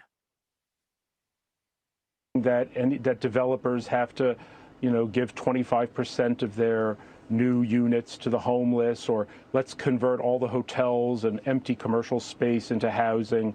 None of this is realistic. No, nobody's dealing with this problem, and it's a serious problem. Yeah, because it's not about housing. If we're about housing, they'd repopulate rural Kansas. It's not about housing. It's about mental illness and drug addiction, obviously, and predatory behavior. Seth Barron, congratulations on the book, The Last Days of New York. Appreciate it. With what? There's no housing in rural Kansas. They don't have the money to... What? He's suggesting that homeless people in cities move to rural Kansas and then build homes from scratch? I mean, I don't know that it's right to move people to rural Kansas, but if Tucker of course, but just suggesting a program where the federal government presumably was to buy, or I mean, to build or purchase housing and then provide housing to people. But Barron is incorrect. We are seeing pilot programs in LA. We're seeing pilot programs in Austin, Texas, where you are seeing purchases of hotels and whatnot to house the homeless.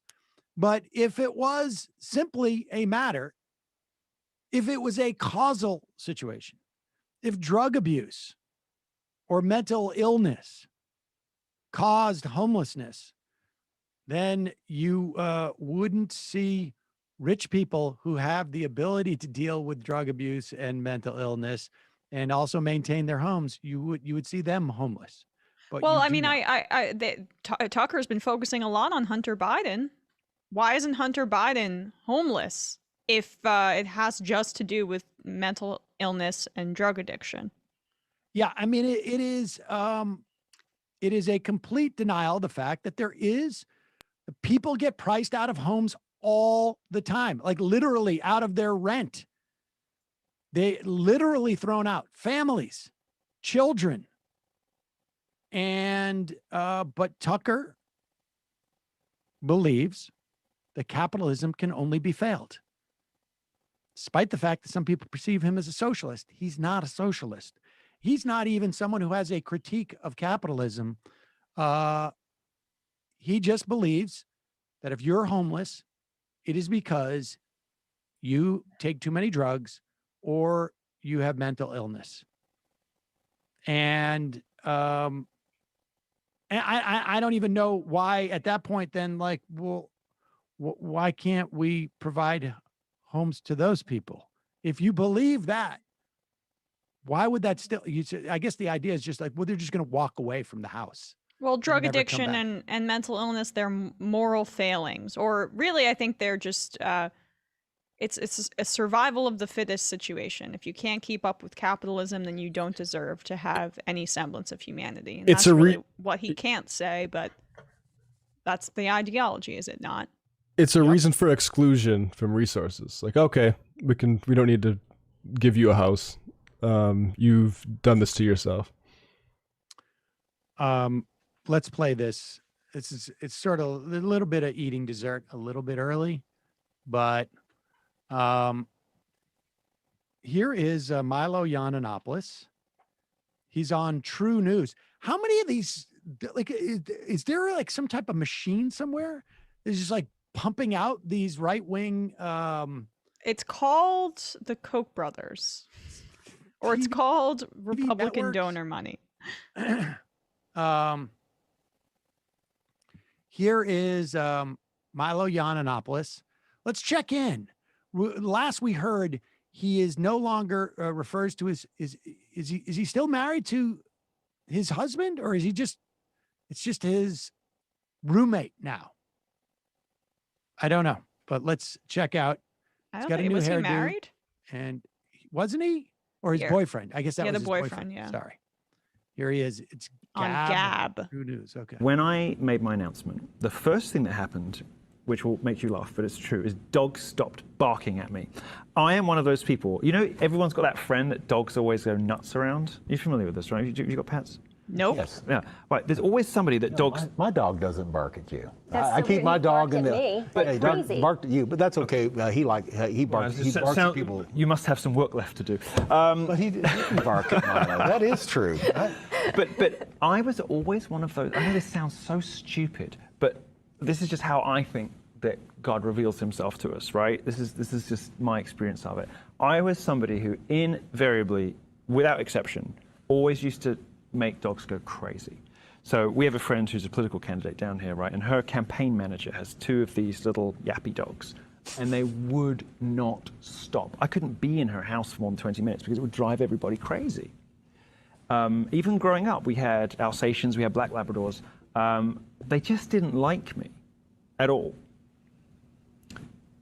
The dogs don't bark at me anymore, and it happened almost overnight. Now they seem to quite like me, and it sounds like the stupidest thing in the world. You're right. It does. Why is he overcompensating with a mullet? He's like, what is the dumbest, straightest hairdo I can find? Is he in Florida? It would make sense. That's how he learned to be straight, and then he just went for the first hairdo he could So just find. to be clear, when he stopped being gay, God used dogs as a way to communicate God's pleasure with what he was doing by not having them bark at him. Gay sniffing dogs. It's almost like he's just looking for attention and recently watched the Son of Sam documentary.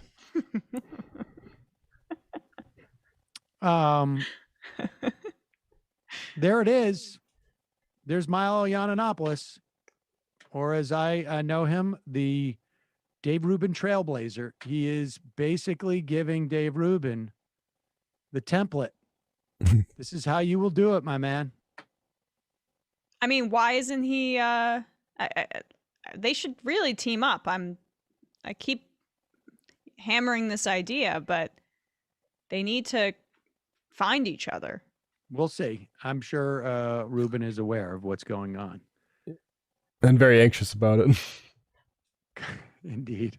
Calling from a 402 area code. Who's this? Hi, Sam. This is Mike from Omaha. Mike from Omaha. What is on your mind? All right. So I called in about this a few months back, and I think I kind of came off as a crazy person. So I apologize for that. It's okay. But I really wanted to discuss the Frankfurt School conspiracy theory and its sort of growing prominence in conservative media. Are you familiar with it? I know Matt's mentioned it before. I don't know what the I don't know what the conspiracy theory is.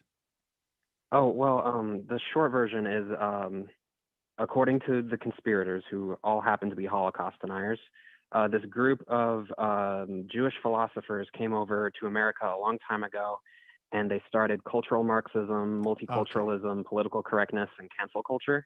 Okay, right. Cultural Marx. Okay, yeah, okay, fair enough. I mean, all of that is I can vouch, totally true. But go ahead.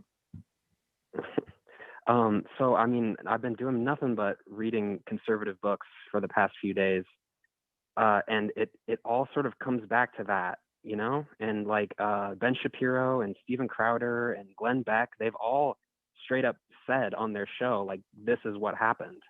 And I mean, last week, the Washington Post wasn't Glenn Beck also doing this though back in the day, like when he was talking about how the murals in 30 Rock were painted and sending out secret socialist messages? Yeah, and you want to know something crazy? On Glenn Beck's show, he even cited The Secrets of the Federal Reserve, which was a book written by a guy named Eustace Mullins, who said the Federal Reserve was a giant Jewish conspiracy to control America's finances. Mm. But the Washington Post had an article on critical race theory and sort of saying, well, these are both sides of the argument about it. And what they linked to for the conservative perspective on critical race theory was this article from the Heritage Foundation called Critical Race Theory, the New Intolerance and Its Grip on America. And it's the same thing. It's the same thing that was said by William Lind when he went to speak before a Holocaust denial convention. And it's the same thing by Pat Buchanan, who's a Nazi apologist and who is also a Holocaust denier. And, you know, it always comes back to this group of globalist elite / international bankers / cosmopolitan elite, whatever they want to call it. But what concerns me is that what I would call it is political anti-Semitism. That's the term that I've seen used in scholarship, is that politically anti-Semitic movements are always inherently totalitarian. You know, because if you think that Jews control every single cultural institution, the only way to really combat them is to take over every single cultural institution, you know? Right. I mean, you know, this has been around for a while, of course. I mean, John Birch Society. Right. And I've told the story before that when I was at the RNC in 2004, we were on Radio Row. And, you know, if you don't follow, you know, early on, very possible, if you're not from New York even, you know, you see Air America and you just assume, oh, they're just another radio network, which was all right wing. Some guy saddles up next to me. We're sitting there, standing there, and or maybe he did know. Maybe he did know because he's like, oh yeah, he did. He's like, he was complaining to me about the neocons. He goes, I'm not one of those guys. I'm more like a Buchanan, you know, acolyte. You know, neocons are just a bunch of Jews, and they're one of the big problems.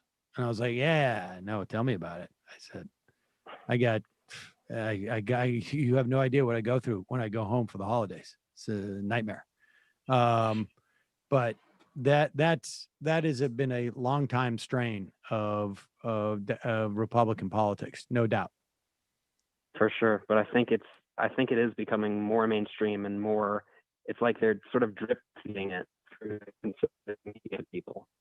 And I keep asking who is behind this giant, this plot to tear down Western civilization, and who is this group that controls academia and the media and the entertainment industry and big business and finance and all of these sectors? Like, who do you think it is? And I either don't get an answer where they say, oh, there is no one in charge, or they say, oh, well, it's Jews, you know? And it's just really disturbing. It's disturbing. Here, I won't eat up any more of your time. I'll just leave you with this. I read this book, The New Right, A Journey to the Fringe of American Politics by Michael Malice. And it's got 4 pull quotes on the back of people endorsing it. And the pull quotes are from Jack Posobiec, Mike Cernovich, Gavin McInnes, Dave Rubin, and Joe Rogan. And Dave Rubin's poll quote is the Willy Wonka of politics. I have no idea what in Sam Hill that means. Who wrote the book? Michael Malice, who is, I saw him on a Rubin episode post January 6th, and he was absolutely hysterical with the need for basically like conservative separatism in the United States. Yeah, he's a freak. So I mean, thanks for letting us know Joe Rogan endorsed that.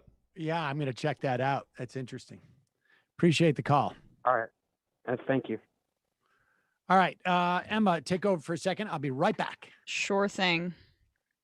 All right. We're going to keep taking some calls. Calling from a 347 number. 347 number. Who's this? Where are you calling from? Hi. Can you hear me? I can. Who's this? This is Ben. Called in a few weeks ago. Sure. Ben. Ben, where are you from? I feel like I can say it now. I'm from New York. So, okay, cool. So, I mean, I know there's a lot of focus constantly on the Manchin stuff and just in general, the broader Senate, Congress, and the White House. So I kind of wanted to talk about New York because I know that 2022 is the next governor's race. Cuomo is dealing with, all these the allegations and everything with the nursing homes. So I don't know if he said he's going to run again or not, but assuming he either runs again and he's going to be in a weakened position or chooses to not run again, I think now is probably the time for a progressive to make a real run at the governor's seat. And I wanted to kind of ask about who you see as potential candidates to make that push, because if the best that the Republicans are going to be able to put up is that political powerhouse Andrew Giuliani, I feel like there's a real shot. Yeah. I mean, the Tish James is going to run, the Attorney General. Mm-hmm. I don't necessarily know enough about her politics fully because as Attorney General, I don't have her platform yet on, say, single payer healthcare, et cetera. But that could be a really interesting matchup there. Jumaane Williams also is somebody who could feasibly run for governor. And he would be a really interesting candidate because he's an actual progressive, and he served as the public advocate, so that could be a really interesting candidate in the race. I think that's something that he's setting himself up for. It's all going to really depend, I think, on one, how this investigation plays out, because Tish James is in a position to really nail Cuomo here. And if she wants to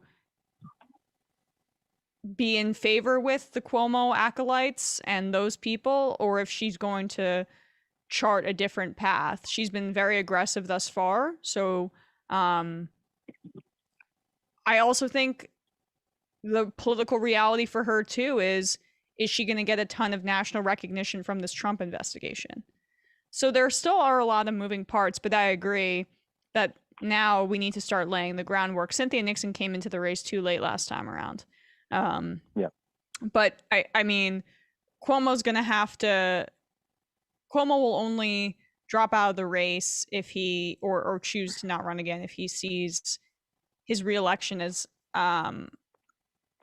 not viable. And I don't see that quite yet. His poll numbers are astonishingly still very good. Yep. Yeah, I mean, I just kind of see New York as I know it's seen by a vast majority of the country as some socialist hellscape, but it obviously it isn't. So if New York could be the first, I guess quote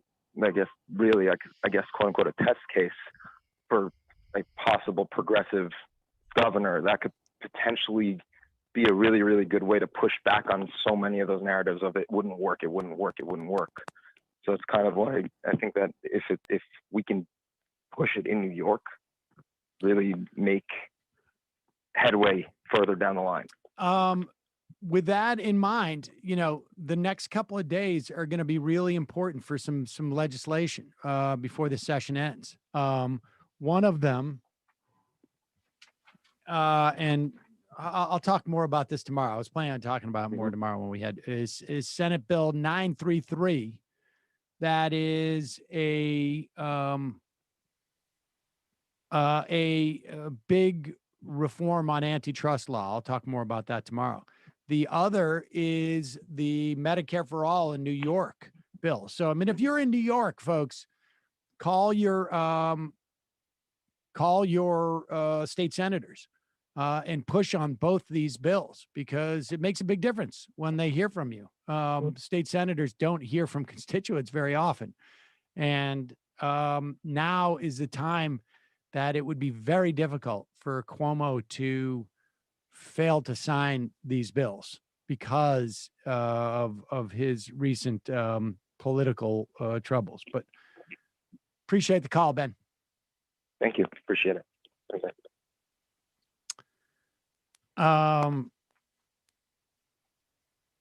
Should we, since we were talking about the Jews and one of the multitude of right-wing news outlets we have in this country, here is Bishop, is it U Jackson? And Dick Morris. EW, I would guess. No, EW. his middle name is not Ew. Ooh. Okay. I don't think so. E.W. Jackson. And Dick Morris, who is I think the last politician he advised was Bill Clinton. Maybe, I don't know. Maybe he's done some more recent. Here they are on Newsmax talking about the oppression from the government. And now we're looking at segregation by the government, which goes back to the days of Alabama and Mississippi in the old Confederacy and the racist era that followed.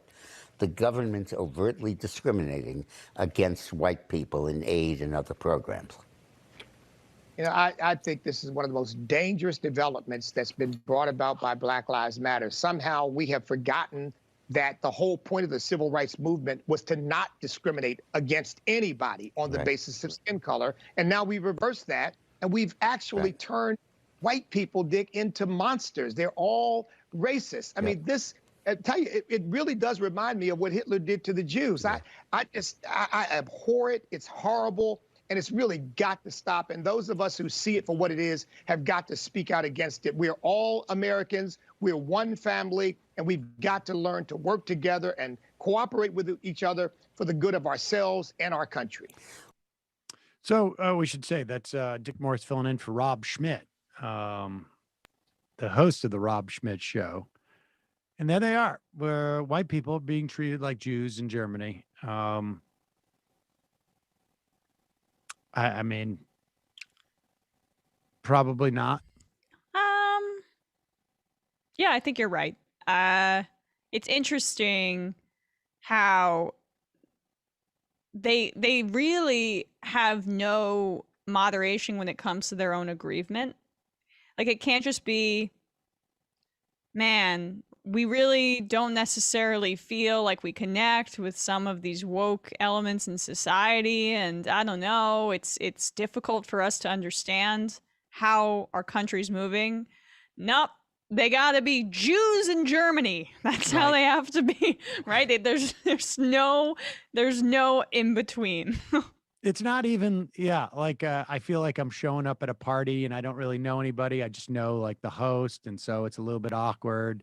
I mean, maybe you could get away with some of that, in some situation. Like, this is all new to me, like where, certain people in society are not subjugated and I'm not automatically privileged. But you're right. You got to go for the full on. I show up at the party and I am immediately shackled and then, threatened to death. And that's it. Right. It's not just I'm stuck with small talk, with the kind of drunk, not so fun girl at the party who also doesn't know anybody there. I'm about to be put into a concentration camp. And what's fascinating about this is, like, I don't know if you go to a further reach of like the right-wing media sphere than to go to the Rob Schmidt show on Newsmax that is being substitute hosted by Dick Morris. But this is the unifying message, right? And we just had a caller who said, like, we're hearing a lot about like cultural Marxism and this, and everybody is in unison on the right. This is the story. It is critical race theory. They have been able to successfully use critical race theory, which none of those people know what it is, as a catch-all phrase for, it's basically like Obama phones. It's just like black people are getting stuff and we're not getting it, and black people are getting it. Death panels, etc. Yep. No, death panels is different. This is just like full-on racism stuff. Like, how do we signal? The cell phone was like for black people. I meant it in terms of a phrase that they don't understand but repeat all the time. But yes, your point taken. Yeah, but this is there is no policy. They've expired the Affordable Care Act. Like the shelf life of that died when they couldn't replace it, and they're just going back to racism again. Except for now, I don't have a problem with black people. I just have a problem with critical race theory, which I've been exposed to so much. I get exposed to critical race theory at the supermarket. I get exposed to critical race theory, when I call in customer service. I get exposed to critical race theory the other day at a restaurant. I had to sit next to some critical race theory, and that way it's much more high-minded. Yeah, that's a good point. I mean, you can think of critical race theory as just substitute black people for it, and then cultural Marxism, just the Jews. Exactly. I mean, that's basically what we're down to. I'm trying to find, this is, do we have that tweet of, where is it? With the guy Rufo, Christopher Rufo. This is it here. He tweeted out back in March, "We have successfully frozen their brand, critical race theory, into the public conversation and are steadily driving up negative perceptions. We will eventually turn it toxic as we put all of the various cultural insanities under that brand category." And now think about what cultural insanities are, right? Mm-hmm. The goal is to have the public read something crazy in the newspaper and immediately think critical race theory. We have decodified the term, and it will recodify to annex the entire range of cultural constructions that are unpopular with Americans. So with Americans, right? Exactly. The real ones. It's like we took a word that sounds like, or a phrase that sounds like it could be bad, and then we just kept associating it with things that people don't like. This line at the DMV, it's like critical race theory. I mean, it's just like, it's unbelievable. Or, man, that, there's, I can't, this lockdown, it's like critical race theory. It's like, and that's what they've done. And it works. Well, to be fair, I mean, so many Democratic politicians are running on a platform that includes critical race theory. So they were forced to talk about it. It's all I hear about from Nancy Pelosi in terms of just the priorities of the party. We've got to implement critical race theory by cultural Marxist means. Yep.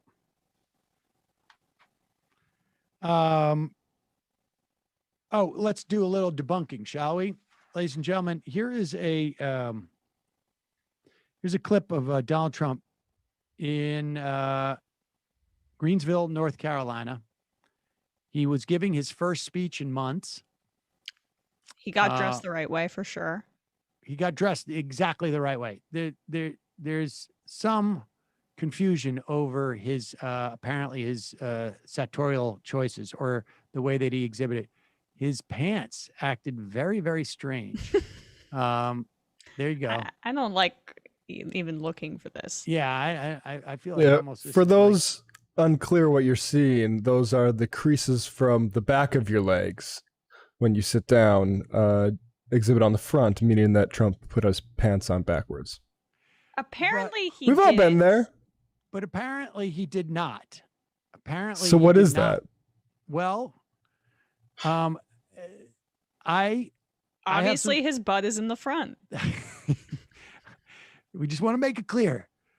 He is not, his pants are not on backwards. But I do think it is possible that maybe he's wearing something to inhibit involuntary release of fluids. It happens. I'm sure it's going to happen to me at one point, if it hasn't already.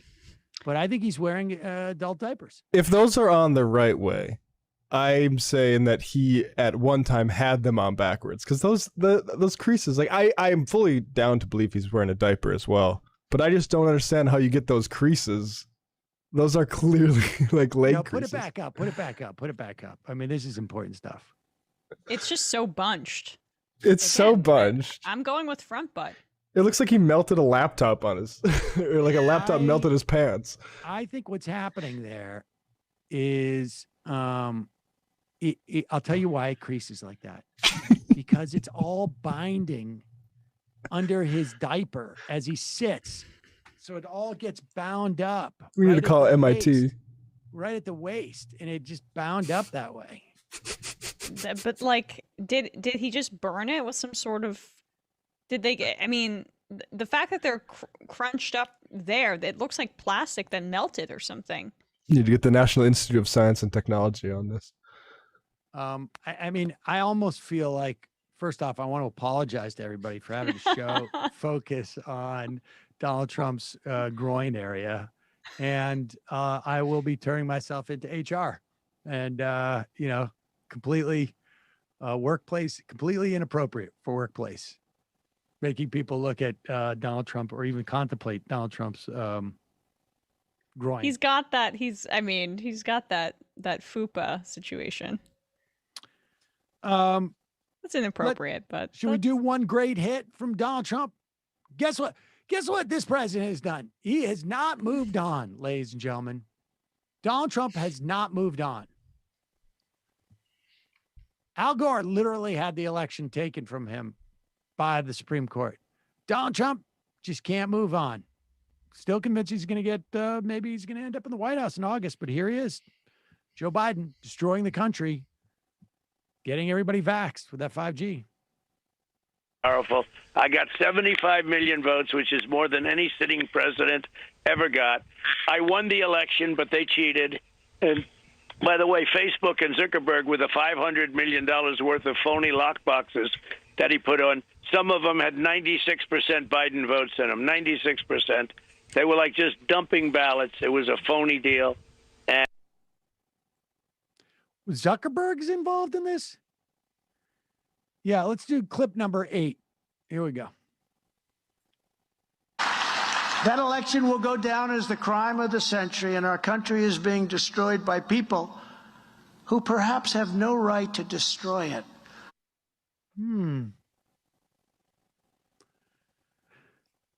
Who has the right to destroy the country? Is there somebody out there? He goes. They don't have the right to destroy it. I had the right to destroy the country. Me. I was the legitimately elected president. And when I wanted to make sure that everybody got COVID, that was legit. I had that right. Yes, they don't have the right to destroy the country because that was my right as president. And I didn't get to finish the job because Joe Biden stole the election. What is he talking about with Stuart Varney? About Mark Zuckerberg and 97% of Biden votes? What is this? Yeah. Like, yeah, it's a bad sign when his talking points haven't got remotely to the surface. Like the Zuckerberg's lockboxes. I kind of pay attention to this stuff, and this is the first time hearing of any Zuckerberg lockbox. How would Facebook deploy lockboxes for votes? I mean, if true, that does seem weird, and there's no doubt about it. But yeah, he must be in just like a bunker, man. I mean, that's really stunning. I mean, this is just, he's going to relive this until the day he dies. Let's go to number 10.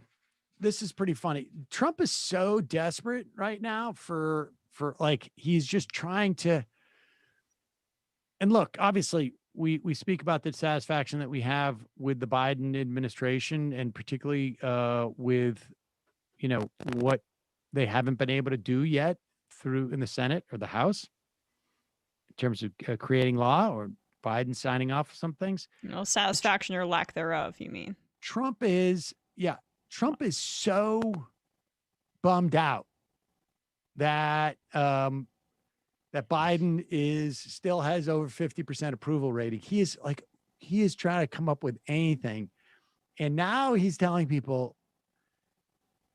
Well, listen to him. He's like, I don't want to be a doomsayer, but the opening bell for Wall Street is about to ring.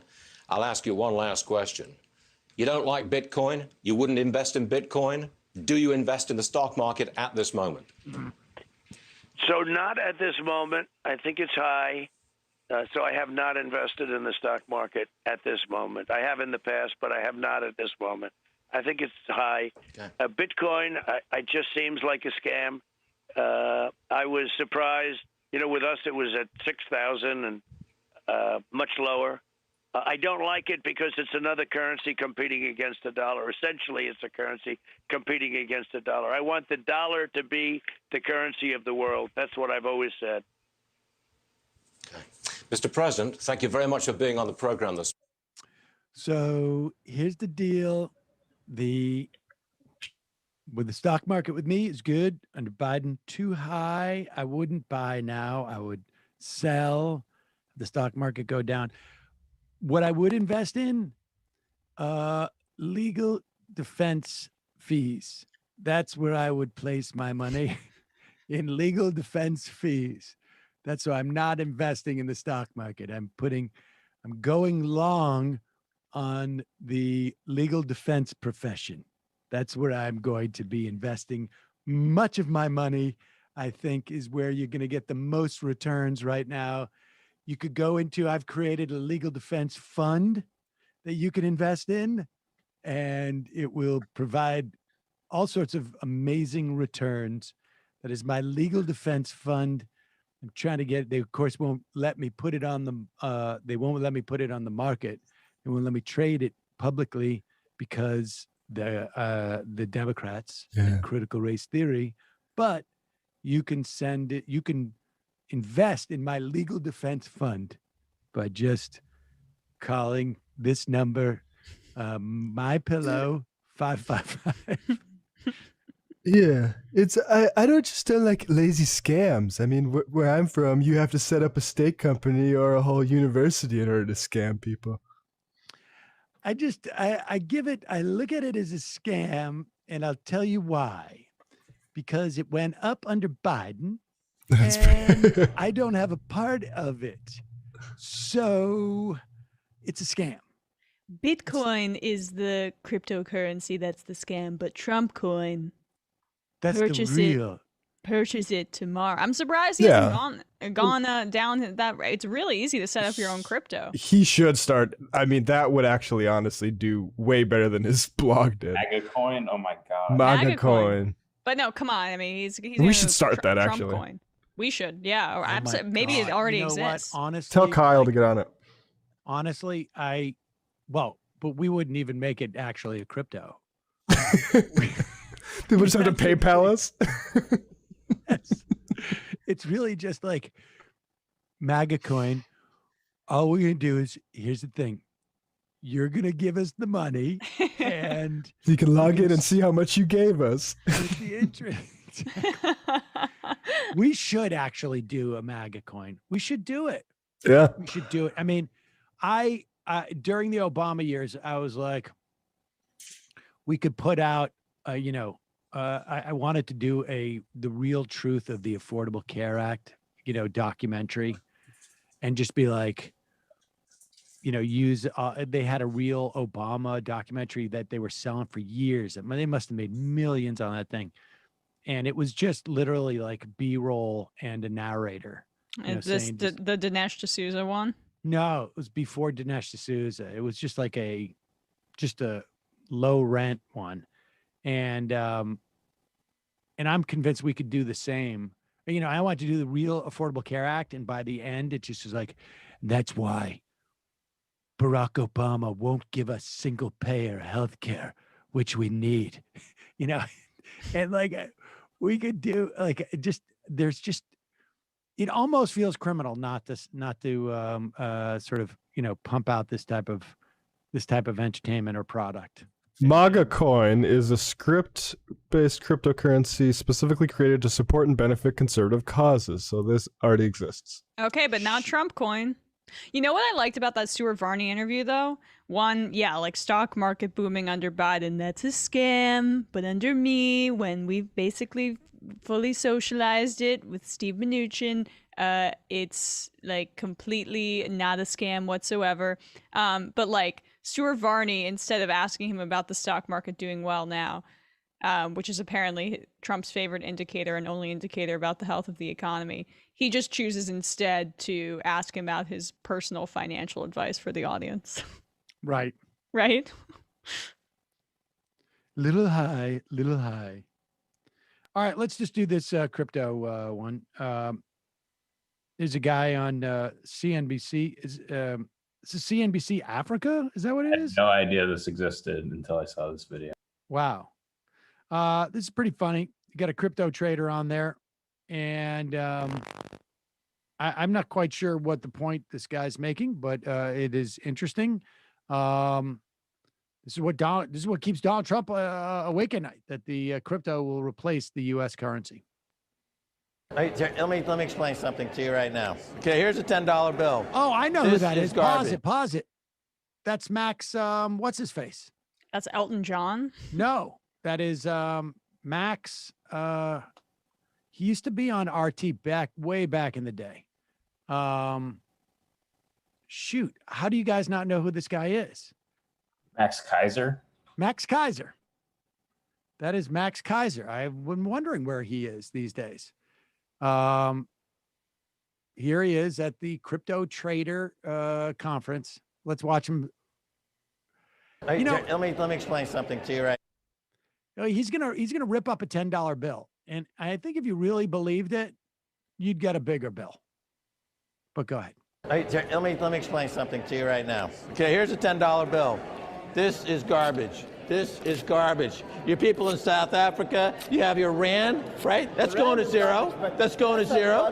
This is going to zero too. Euros are going to zero. The yen's going to zero. The Chinese currency is going to zero. It's all going to zero against Bitcoin. If you don't understand that yet, you're going to be impoverished. You're going to be on the street. You're going to be begging. You're going to be out of business. You're going to be toast. Max, do you know that it's a criminal offense to tear up? Do you know that with the Bitcoin I have, I can buy any freaking senator or congressman I want? I make the laws. He who has the Bitcoin makes the laws, Rand. We're not going to just sit around and let the goddamn congressman tell us what to do.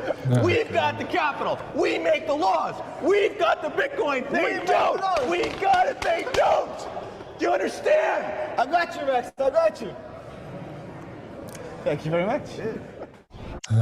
With the way that this guy, views the purpose of government, it's like there's no way that this is all just money laundering, right? So he was a big gold bug back in the day. This is about 10 years ago, 12 years ago.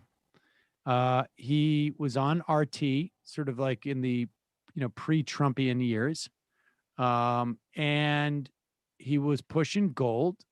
And I imagine he has a tremendous amount of Bitcoin. I would imagine he's extremely wealthy right now. Just as if you would have been if, like, I don't know, you saved all of your best baseball cards when you were a kid, and you were a kid, 60 years ago or something. And you traded with somebody like, I'm going to get a bunch of Mickey Mantles because I really like him, or I'm going to get a bunch of Ty Cobbs. It's my favorite baseball player, and I'm going to keep them pressed in my book, and they're going to be pristine. And then you'd be very, very wealthy. What amazes me about these type of things, and I guess it happens in the business press all the time, they are just going on and juicing their own market. I mean, that's what's happening. Like when Elon Musk does it too, he's just trying to push his own coin, his own, crypto, and crash the other cryptos. It's fascinating to me that this is allowed to, it's all like these pump and eventually dump schemes. That's all it seems to be. Well, I mean, that's also probably what incentivizes such ridiculous media antics. Yep. Then people Google that name. Yep. Then they invest in the crypto he's into. Wow, he made a huge performative gesture. He ripped up a $10 bill on TV and threw a chair. Doesn't track. Like if you're going to be up there like, I have the crypto, I own all the lawmakers. So dude, $10? Yeah, I mean, literally honestly. take $10,000 and light it on fire in the middle of the studio, and then we'll take you a bit seriously. Yeah, exactly. I mean, I've seen Saul rip up a $10 bill just because he's like, what happens if I do this? He was 7 when he did that. You get up and you rip up a $10 bill and you say, like, this shows that I am my wealth is so great that I don't care about a $10 bill. All right. Let's take a couple of calls and then a couple IMs and we'll get out of here. Calling from a 714 area code. Who's this? Where are you calling from? Hi, is this me? Yeah, it is. Oh, hey. Just surprised I got through. My name is Keith. I'm calling from California. Keith in California. What's on your mind? Well, I'm calling because of I'm originally from North Carolina, and there's been an issue that's been going on there for about a month and a half. There was a guy named Andrew Brown Jr. He was shot unarmed by police, and I just wanted to raise some awareness on that. They've been doing protests for nearly 50 days now, continuously. It's a little small city, about 20,000 population. And but they, small city for sustaining that kind of protest for. And what were the circumstances and when he was shot? The police were serving either an arrest or search warrant. It's kind of vague in the media exactly what it was. There's a video online where the family got them to finally release the body cam footage, or at least some of the body camera footage from the cops. Basically a bunch of cops jumped out of the back of the truck, surrounded him. When he was in his car, he tried to drive away. The video shows that they're saying, the cops are saying that he was trying to run into them. In the video, it pretty much shows that he's trying to go between two cops. They opened fire. When they opened fire, it was really only like they were kind of even with him. They weren't even. It didn't even look like they were in any harm's way. And most of the most of the shots they had were shot from the rear of the car, like they were shooting at him as he was driving away. Right. And he was killed in the. There was, I think it was a gunshot wound to the back of the head that got him. So it was definitely from the rear when they shot him.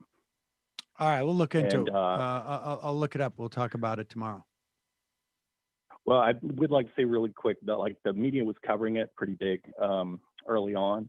About 2 weeks ago, there was somebody attacked the protesters. They drove into the crowd and hit 2 people. We've had a caller. Yes. This is the one in Elizabeth City, Sam. Okay. Correct. Yeah. Yeah. Yeah. Andrea Ravinsky, she's a YouTuber. She lives in the area, and she's been covering it ever since the beginning. She does daily updates on it. She does like a political podcast. It's called Above It All. So if I can plug her real quick, but she's doing a lot of great work covering it. It was covered by a lot of the mainstream media early on, and others by like Roland Martin, Status Quo. They were doing it, but now they're mostly gone. It's down to her, but she is covering it daily. It's just really big for this little small city, and I'm originally from the area. I wish, I could be there at the protest, but I'm on the other side of the country right now. All right. Well, but I just wanted to raise some awareness for it, really. Appreciate the call. All right. Thank you so much. Take another call here. Calling from a 509 area code. Who's this? Where are you calling from? Hey, Sam. It's Ronald Reagan. Ronald Reagan. How are you, sir? Good. I've got some ideas for the MAGA crypto. Okay. I think you're going to want to back it by gold, because gold is the only investment you can hold in your hands.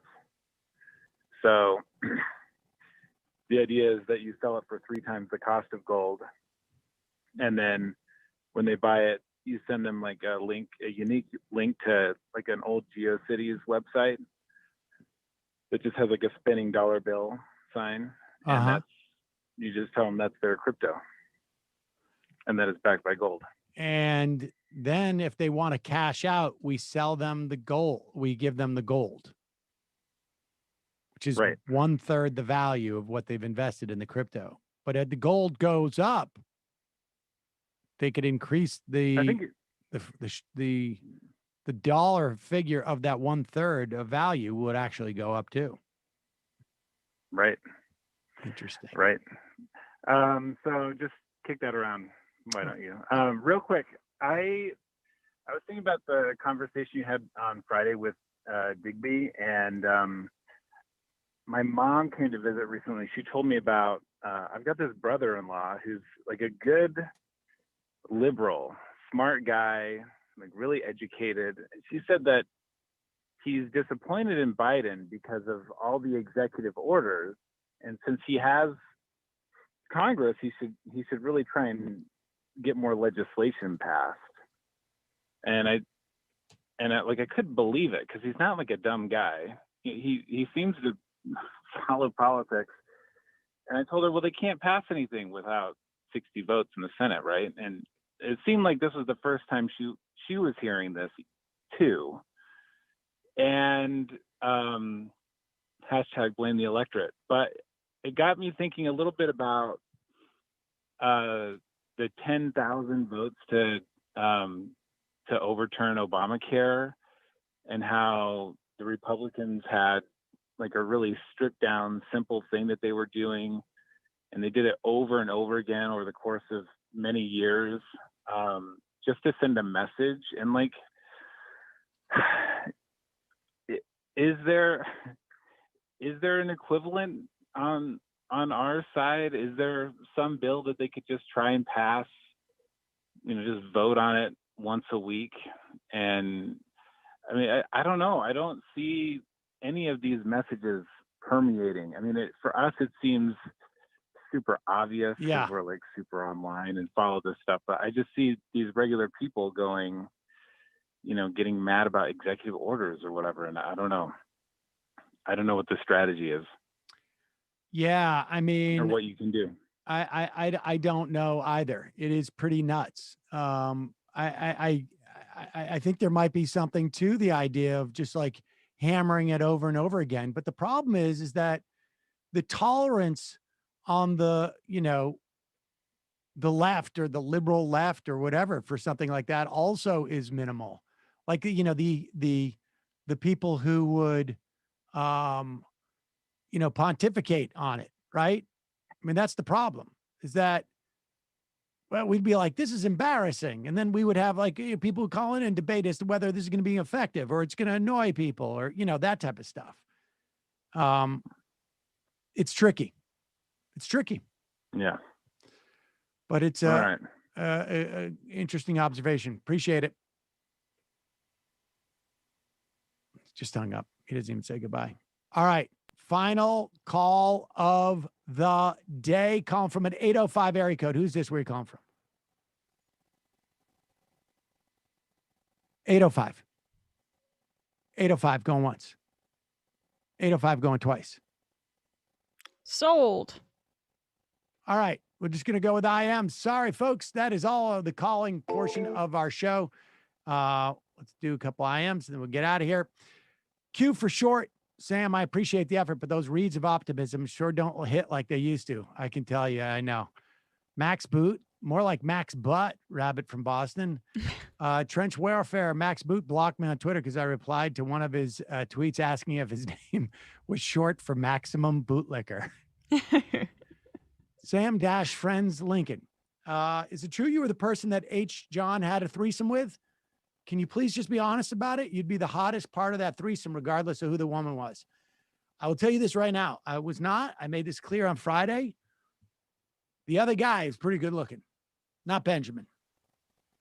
It wasn't me. Oh, it was a double guy situation. Yeah. Benjamin has his charms. Also, it's Cross. No. This is in college. Before we knew Cross. Salinas Lefty. Is Manchin just planting the seeds to leave the Democratic Party? If I were him, I'd be terrified at the prospect of running for re-election during a presidential election where a state will be overwhelmingly go red. So maybe he's just already made up his mind to switch parties in 23 and is just figuring out exactly what path to take to get there. I don't think he needs to do all this to switch parties. I mean, the bottom line is, what would be the inciting event? He can stop the filibuster from, going. Like, he has the control. If he really wanted the Republican agenda, he's in the best place to exercise it as a Democrat, frankly. Jamal Bowman's brother. Do you listen to Crystal and Sagar? Sagar and David French are my two favorite conservatives. I don't really listen to anybody, but I also don't have favorite conservatives. Godcat, did you know why UHF channel 37 is reserved for medical devices and radio telemetry?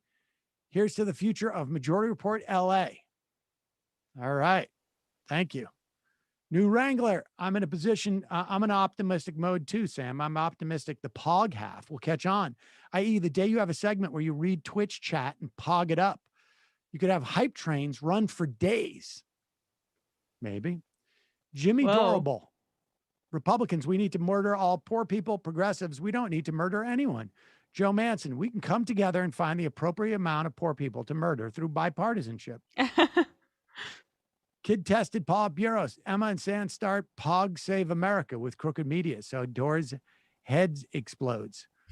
Aaron is not cool. Sam, another idea for the Discord watch party for Mean Girls. Also interested in hearing the crew's quick take of Burnham's art house film Inside. I heard good things. I haven't seen it yet, though. I've heard quite a divide between people I respect on both sides and no sort of bipartisanship. So I'm going to try and be the Joe Manchin of this Bo Burnham documentary and get people to come together over it. So is it a comedy special? I don't know. Okay. Benny P, what is strange thing I'm feeling while watching my Congressman Jamal Bowman? Is it could be pride? Weird. I like it. How do you guys think these Justice Dems are changing the discourse in the legacy media, if all? Well, I mean, they're changing the every time you see one of them on there, they're changing the discourse. I mean, that's just, there wasn't anybody bringing that message in the past.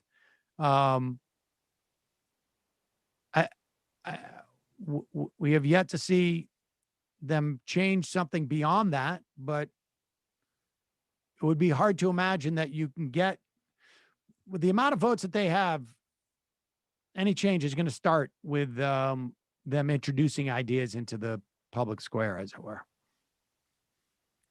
All right, two more of these. Sticky, what are your favorite podcasts? The Majority Report, AM Quickie, Ring of Fire, I would say probably. I'm big on Literary Hangover and Left Reckoning myself. Oh, right. Sorry. Literary Hangover and Left Reckoning. Jonathan Armstead. Did you see this video of Milo saying since he's become gay? Oh, the dogs. Yes. That's the way he's celebrating Pride. Did see it. And the final I am of the day.